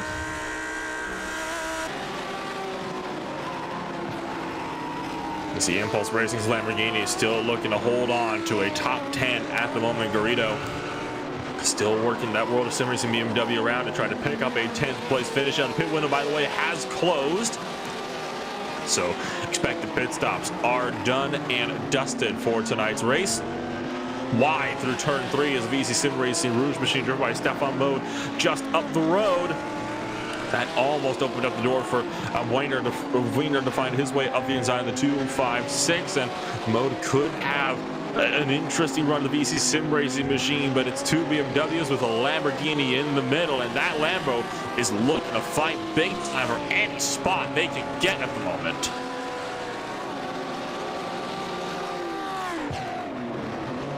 Yeah, it's looking quite racy, but it most definitely seems like they don't have right now the speed for the overtake on Modder. However, as said, Garrido is starting to really put on the pressure now onto the back of that Lamborghini Huracan, and Leon Erger continuing to be faster now than the 3 cars ahead of him.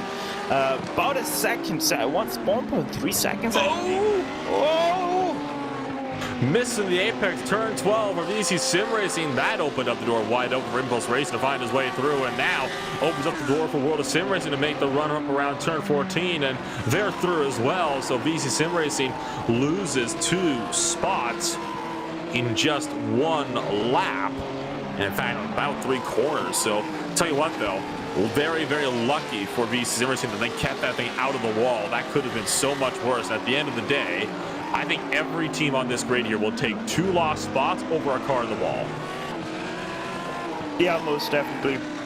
Especially if it's such a fast portion of the track like the last 3 turns is. So Stefan Modder very lucky there to not put his BMW M4 into the wall there. But this also means that Leon Erger now on the back of his car. So Modder in danger of losing another car to Leon Erger. So Stefan Modder in just a span of 1 lap might lose himself from 8th place all the way down to 11th, but at least for now going into the 1000 section still holds that last spot inside the top 10.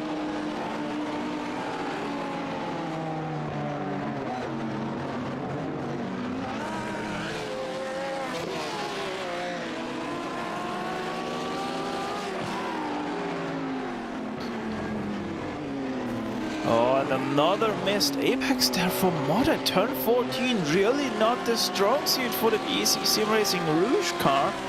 But at least for now, keeps it all clean, keeps it together, maybe starting to get a little bit tired. He is. Maybe it has been already a long day for the Frenchman, just like for myself. This is the 8th hour of commentating that I have been doing now in the span of this day. So I'm also starting to lose a little bit of grip here. But Mode, most definitely not at least yet losing the grip of that top 10. You see now that Full Send Racing car has been slowly working its way up through the order. It is now really threatening the top 10 here, and you called it right. I mean, BC Racing missing turn 12 twice in 2 laps. That's bad news, and sure enough, Full Send Racing will capitalize on the lost time as a result up the inside of turn 6, and Full Send Racing is through for P number 10. Look up front, battle for third for a brief moment. There you see Full Send Racing with a completed pass now. BC Racing falling back now to 11th place. How about Eric Grove? You're right on board with the back end of the number 116 Pure Sims BMW. And there is Mark McCormick for RSR by G Performance. Now, Pure Sims and RSR, how many times, Stefan, have we seen these two BMWs duking it out on the track? Barber, Oulton Park, and now Detroit as well. This could get hairy. Well, the good thing is with how many battles that they have had already, they most definitely know each other, where they are strong, where they're weak. They most definitely know all the ins and outs of their driving styles, where they prefer to be more aggressive, where they prefer to be a little bit less aggressive. And RSR by G Performance, at least right now, has the speed on Eric Grove, because last lap alone, 8/10 were in favor of the RSR by G Performance car. So McCormick, yeah, I wouldn't be surprised if they are able to get quite quickly past Eric Grove.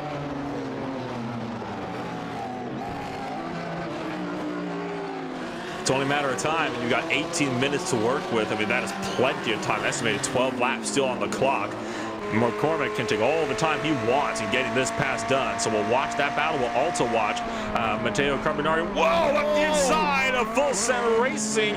Full Send Racing having their moves used against them. That was an overtake and a half down for turn 7. Didn't expect that late of a dive bomb from the Ferrari, but that puts him back up. That is, of course, a battle for position. So the Ferrari back up, and holy cow, look out. And BC Racing looking to take that spot right back. For third place as well, by the way, McCormick has caught up to second place driver. Made a look at the inside of the Pure Sims Esports BMW. Thought he might dive for it, opted against it, but look at how close he's able to follow through these corners. McCormick is very clearly the quicker of these two drivers. Yeah, much quicker, and seems like he also still has the tires to be able to follow this quickly. Now, obviously, Aero Wash not as effective as in the open wheel categories, but you still can feel Aero Wash even in GT3 cars, so he has to be careful to not use up his tires too much, especially for the harsh braking sense that is turn number 7.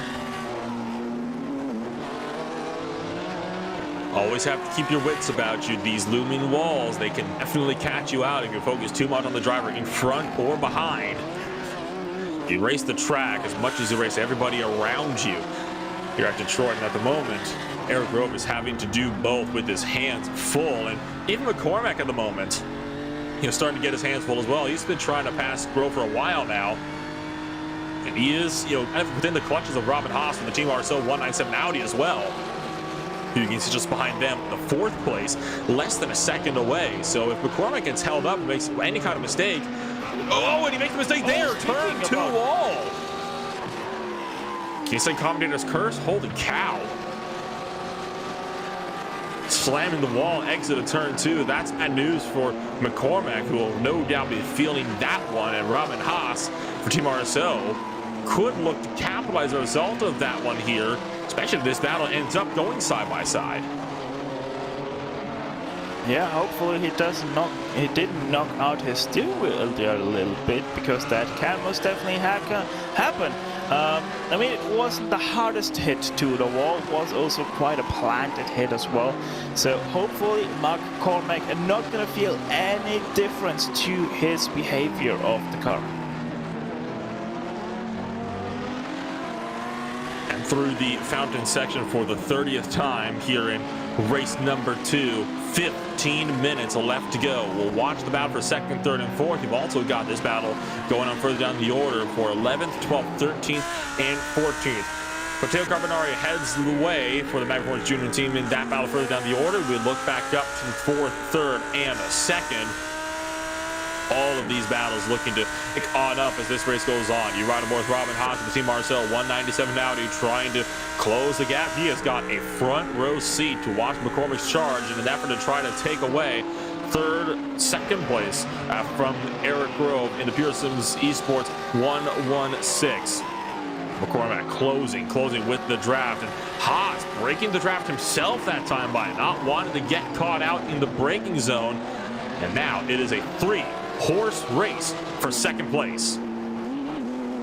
Yeah, and for Eric Grove and Pure Sims Esports in total at 1/6 team, they did start in 2nd place, so they are still exactly where they started in the 2nd race. It really shows how much bad luck they had in that first race to finish in 19th place, but still show great pace at least in the 2nd race and show what they are exactly worth. Westwood Racing Esports pulled aside, let Beniti Racing through in the battle further down the field. Of course, that's just an AM car, letting the pro car through. Nothing special there. Just, thought it should be mentioned that there was a small swap in the order of that battle further down the field. You will continue with this battle for 4th, 3rd, and 2nd. Definitely, arguably, the more important of those 2 battles we got going on around the track. You've got yourself 3 pro cars looking to duke it out for podium positions, and Grove is under fire big time by Mark McCormack, a driver who we have seen before is not afraid to put his nose where it needs to be, even if that means an incredibly risky overtake. He's done it before. I think we can expect him to do it again. Taking a shallower turn 1. That gets him the run for turn 2, though. Keeps it on the wall just barely. Has the drafting run down for 3. Is he close enough for a lunge this time by? Looking for the inside. Going for it, but not close enough. Forced to back out, and the torque catches him out. Now under fire from Marcel and Robin Haas just behind in the 197 Audi.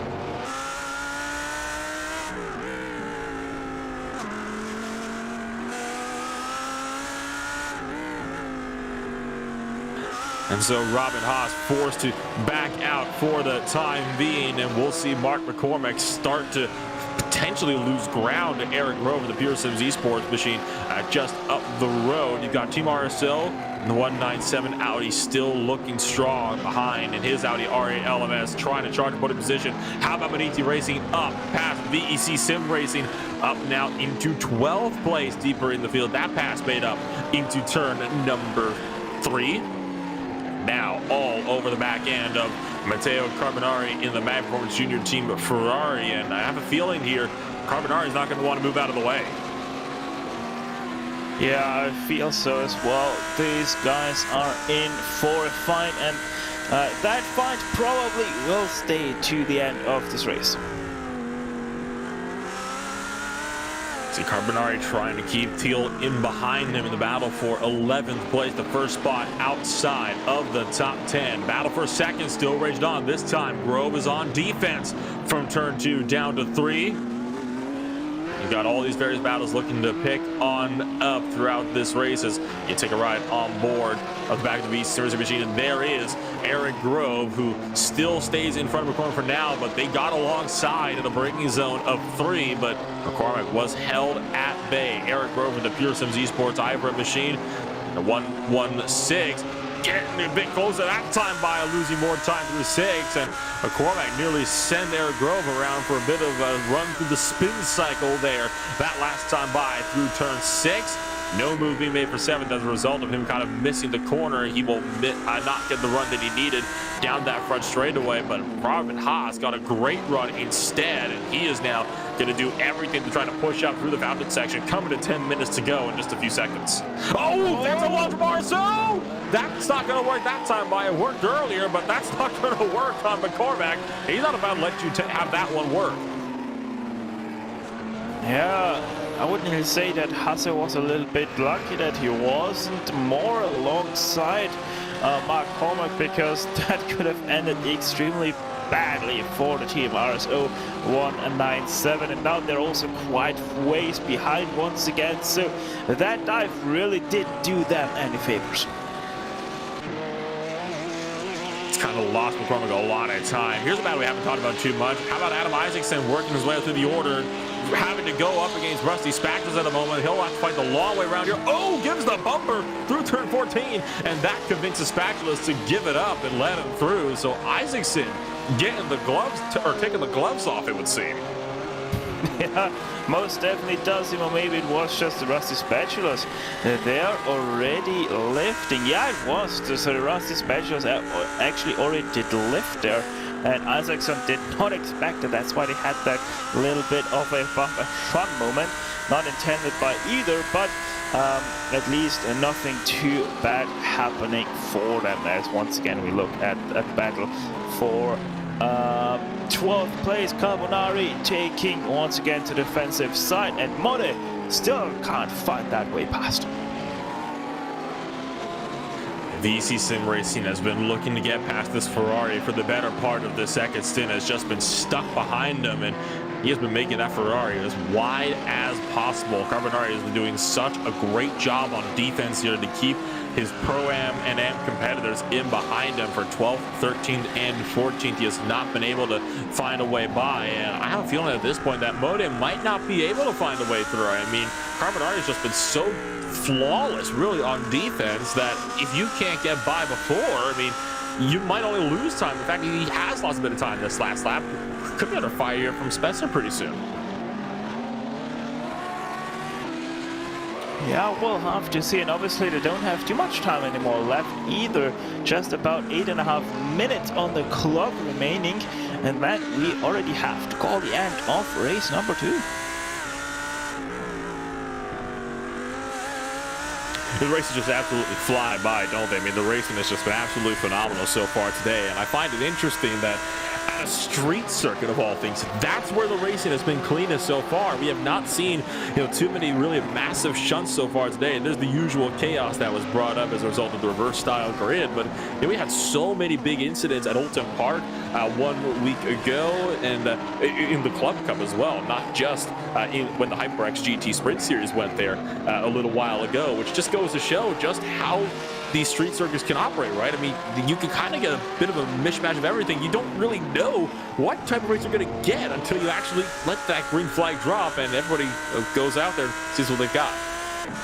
Yeah, maybe this race also was cleaner just because of the tremendous challenge the track itself already is. So maybe they dialed down a little bit on their aggression just because of knowing that it is going to be the Belle Street Circuit, and it is a little bit more wiser to take a cautious approach just because of how easy it sometimes can be to push your opponent into a mistake rather than to be aggressive and try to overtake someone with that, as there was a mistake right there on the speech.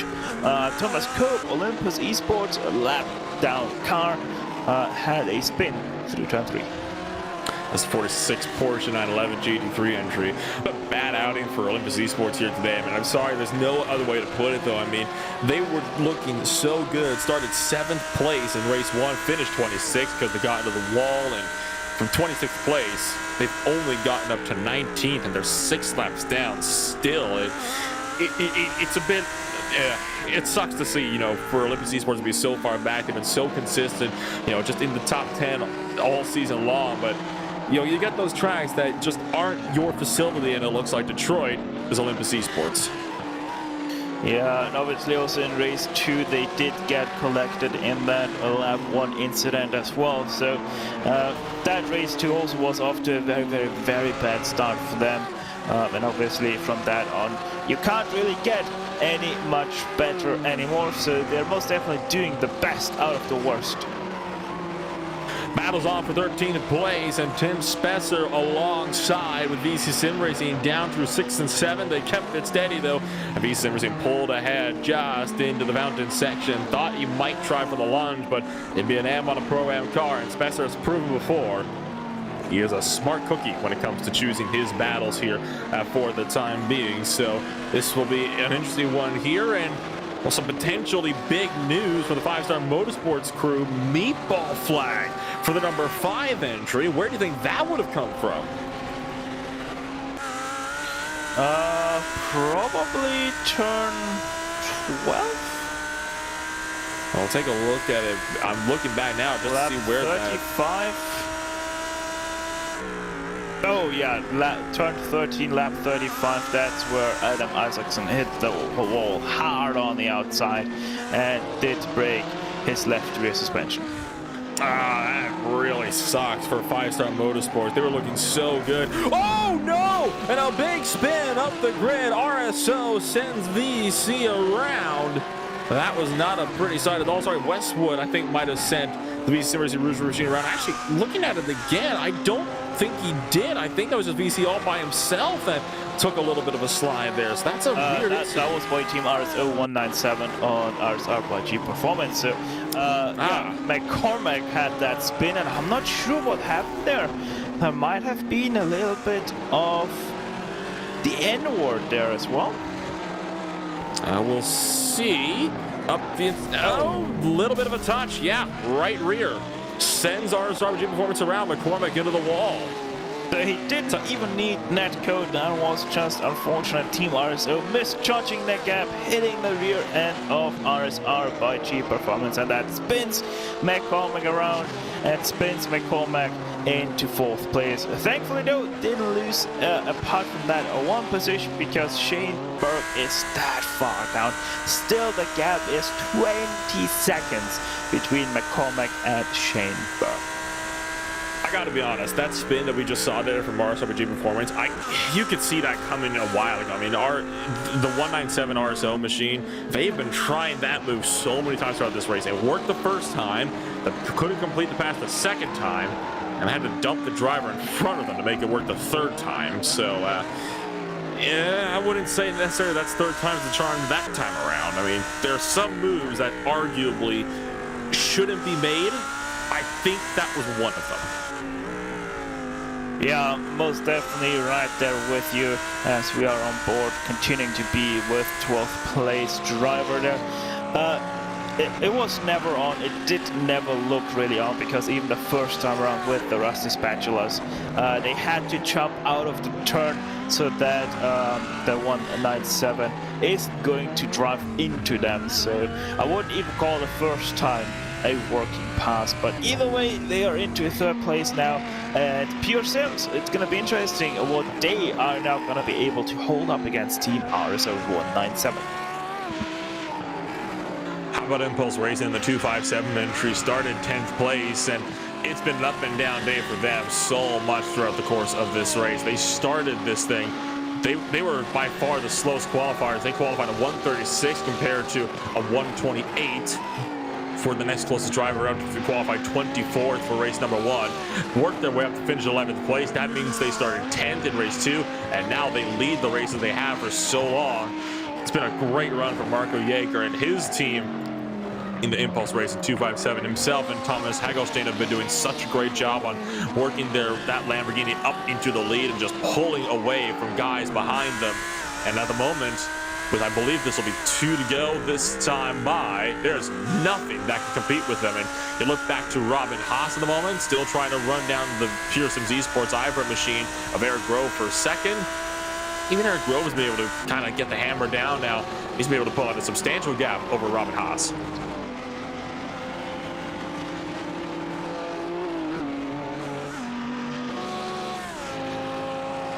So a minute and 20 remaining. Next time by will be white flag lap for all drivers in this field. But for Marco Jaeger, he is still has 2 laps to go in this one. He's gonna get to the line well quicker than 1 minute at the time being. I think he'll be about 20 seconds or so left when he takes that white flag, at which point we'll be starting the final trip around.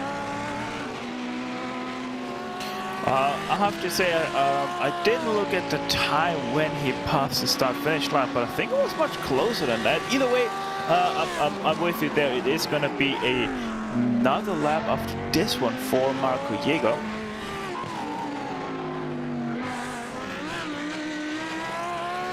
Like even if it would just completely park it right now and let the time run out, there still would be another lap to go, just because of iRacing calculating the white flag by the average of the last 5 laps leading up to the white flag.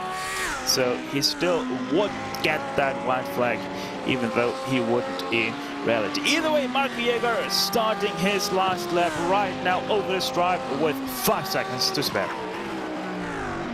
And the white flag is waving from Detroit Belle Isle, and we get set to wrap out what has been an absolute barnstormer of a street circuit race here today. It has had passes, it's had calamity, it's had fantastic pit strategies playing up and down throughout the field, and that's really, I think, the big story of this race, right? I mean, it was the pit strategies. That's what made the races today. Usually it's been the on-track action, but at a street circuit like this where it's so hard to pass, you have to outsmart your opponents, particularly through those crucial mandatory pit stops, and that, I think, decided the race for a lot of drivers today. Yeah, I'm with you right there. The pit strategies were superb by the drivers that utilized them to their full extent. They knew that coming into this race that this will be a very hard track to make up positions, so they went to the pit stop strategies. And if you're a master of the strategies, that's really where you can pull out big gaps. So for Impulse Racing and Marco Jäger coming around through turn number 11, and it'll be a solid run for them up through 12. For Impulse Racing, started 24th in race 1, got to 11th, started 10th in race 2, and they will come around turn 14. Marco Jäger wins the second race in round number 4 of the IVRA HyperX GT Sprint Series from Detroit Belle Isle.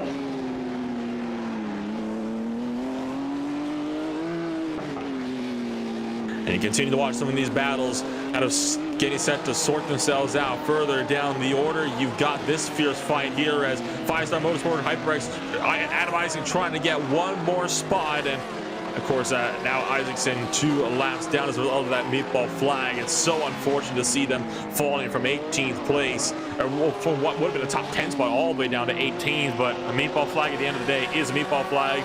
You got to serve them. So Isaacson will bring it home, 18th place. Their points gap here in this race here, Stefan, has just been shattered. Yeah, that have been shattered, and maybe even a little bit the hopes and dreams of that car, because most definitely that means a big dent into their championship hopes as well. Look at the Olympus Esports Ferrari looking to duke it out for 15th place with by Awesome Motorsports. This is the final battle you got on track at the moment, and this could be a fun one here if Matt Loveridge can potentially get a run up on 100 mark in these final couple of corners. Oh, but a bit of a run wide moment through turn 12 for Loveridge will mean that Awesome Motorsports will pull out at 15th place over Olympus Esports Ferrari entries. So let's take a look now at your official post-race results as a final car crosses the line here from Detroit. Race winner Marco Jäger brings it home for Impulse Racing. Eric Rowe will finish it off in second place with Robin Haas down in third. Bart McCormack only good enough for fourth place at the RSI by G Performance BMW. Shane Burke is in fifth place with Rusty Spatula is down in sixth. Impulse Racing, your Pro-Am winner, will round it out in 7th place of the 256 entry with the World of Sim Racing team picking up an AM race win in the 151. Beniti Racing will finish it out in 9th place with Full Send Racing down in 10th. That carries on over to 11th place now for Westwood Racing Esports. In 2nd place for the AM category, Mag Performance Junior team is in 12th. With BSTV Esports in 13th, VEC Sim Racing in 14th, Awesome Motorsport Group in 15th, Olympus Esports, last drivers on the lead lap, down to 16th place. V-Racers is one down in 17th with 5-Star Motorsports in 18th, Olympus Esports for the Porsche entry down in 19th place. And now we're getting into the cars that have not finished the race. You got RSR by Primus down in 20th, and then rounding out the 28-car grid.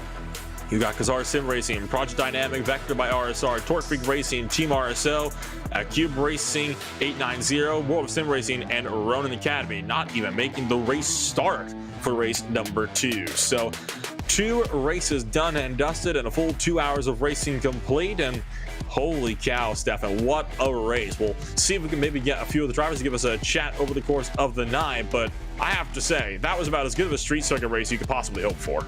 Yeah, most definitely. Coming into this race, I don't think any of us really expected to see such a clean race. While we still had a lot of aggressive moves, they pretty much all ended up being quite nice as well. So really have to give kudos. They knew what kind of track they were facing and did do all of the practice that they could possibly do to not only keep their cars this clean, but also keep the racing as clean and tight as it was throughout these 2 hours worth of racing. And of course, you got to look forward right to what's coming next, right? I mean, this is by far one of the most difficult tracks you can have, a decent race. I mean, street circuit races historically are never the best for side-by-side action for, well, the obvious, right? I mean, they're bumpy, they're on public roads. They are called street circuits for a reason, but you come around to next week's race and it's going to be so much more crazy, right? I mean, you've got yourself Brands Hatch coming on up, and then of course the circuit Jean Villeneuve, home of the Canadian Grand Prix and the FIA Formula 1 World Championship, to round out the series. So who knows? We could be in for a fun race tonight. We got yourself 2 more coming up here in just a short order here. For now, though, it looks like we might be able to have a driver to come by and give us a little bit of a chat here for tonight. Mika Takala is going to join us up here in the broadcast booth. And for you guys over Rust Spatulas, it was a bit of an interesting night for you guys. You finished 16th in race 1, 6th place, though, in race 2. So good job to recover for that one and to come home with a solid 6th place finish in that second race. Yeah, it was, well, we made it more difficult to us than it should have been because we registered with the wrong car or wrong team and wrong car number. So I guess the scoring was also wrong, and we, in the second race, we won our class. So, but starting from the back in the first race was quite interesting, and we thought that it would have been more difficult than it was. And of course, you still find yourself with a solid outing, though, and this could help you guys in your own championship standings for the team. Do you think you guys have any set goals as to where you want to find yourself ended up with 2 races left on the season? Well, the first few races have always been so that we have some success in the first race and then some failure or accident or something in the first race. Second race, and then I think the tactic for the rest of the races is to be strong in both of the races and then see how it goes. Well, at the moment you entered this race 5th place in the Pro-Am standings. Hopefully you'll be able to leave here at least 5th, if not potentially 4th place as well. Brands Hatch comes up in a few weeks' time, and that is obviously going to be a track that's going to be arguably a lot better for side-by-side racing than Detroit ever was. What do you think we can expect coming on over into our race in England? Well, we haven't really driven that track as much as some other tracks, and it's of course very traditional track, but there's places on that track where even a small mistake can throw you into a wall quite hard, and it might be easy to do those mistakes. So we will at least try to avoid them. Well, fingers crossed you'll be avoiding everything that could come with calamities of reverse grid racing and all the other ups and downs of the HyperX GT series over at Brands Hatch in a few weeks' time. Thanks for joining us, Mika, and hopefully I wish you all the best of luck going forward in the next 2 races. Yeah, thank you.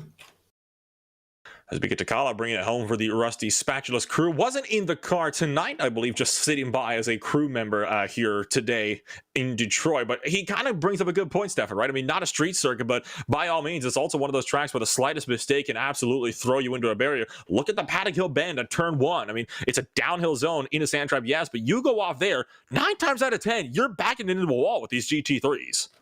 Yeah, backing it into the wall, then nosing it into the other wall, and then probably getting side out right into the racing line and getting hit by another car.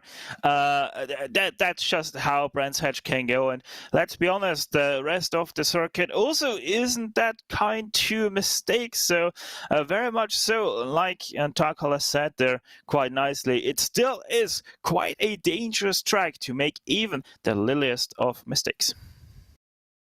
It is a very traditional track, one that has been present since 1950, and we get set to see what it has for us in a few weeks' time for the HyperX GT Series over in December. But for now, it is time to wrap here from Detroit Belle Isle.